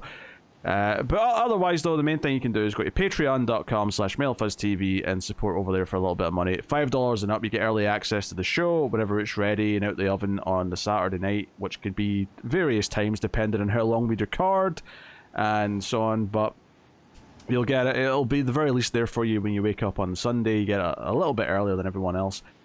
You can do that and get a bunch of bonuses for all the other content that are as part of Mail Fuzz Movies and Mail Fuzz TV. If you don't know, I'm part of various movie podcasts that I record with various people, such as the Sci-Fi Movie Podcast, the Ace, the Horror Movie Podcast, Screams After Midnight, and the Collector's Cut, which is a movie podcast where we kind of do, like, you know, franchises or seasons of movies from a director or things like that. And then there's TV reviews over Mail Fuzz TV YouTube channel. Also, one of the things you might like on Patreon, if you like me and Connor bickering at each other, we've got a monthly video game podcast that we just started a couple months ago. That's also in the $5 tier and up, called Fuzzy Casuals. So if that sounds like fun, you can check out that. And that's maybe why Matt, when Connor's here as well, why Matt doesn't have to put up with as much random video game talk is because we've got a different outlet for that now. That's good though. I mean, that said, I look forward to when we're done asking you about Spider-Man. Oh, sure. Yeah. Yep. So you don't spoil things, but yeah. I have nothing left except Spider-Man. Yeah. Anyway, that's the show. Thank you very much for joining us, everyone. We appreciate it. We'll see you next time. Keep reading DC Comics, and remember to never get lost in the Speed Force.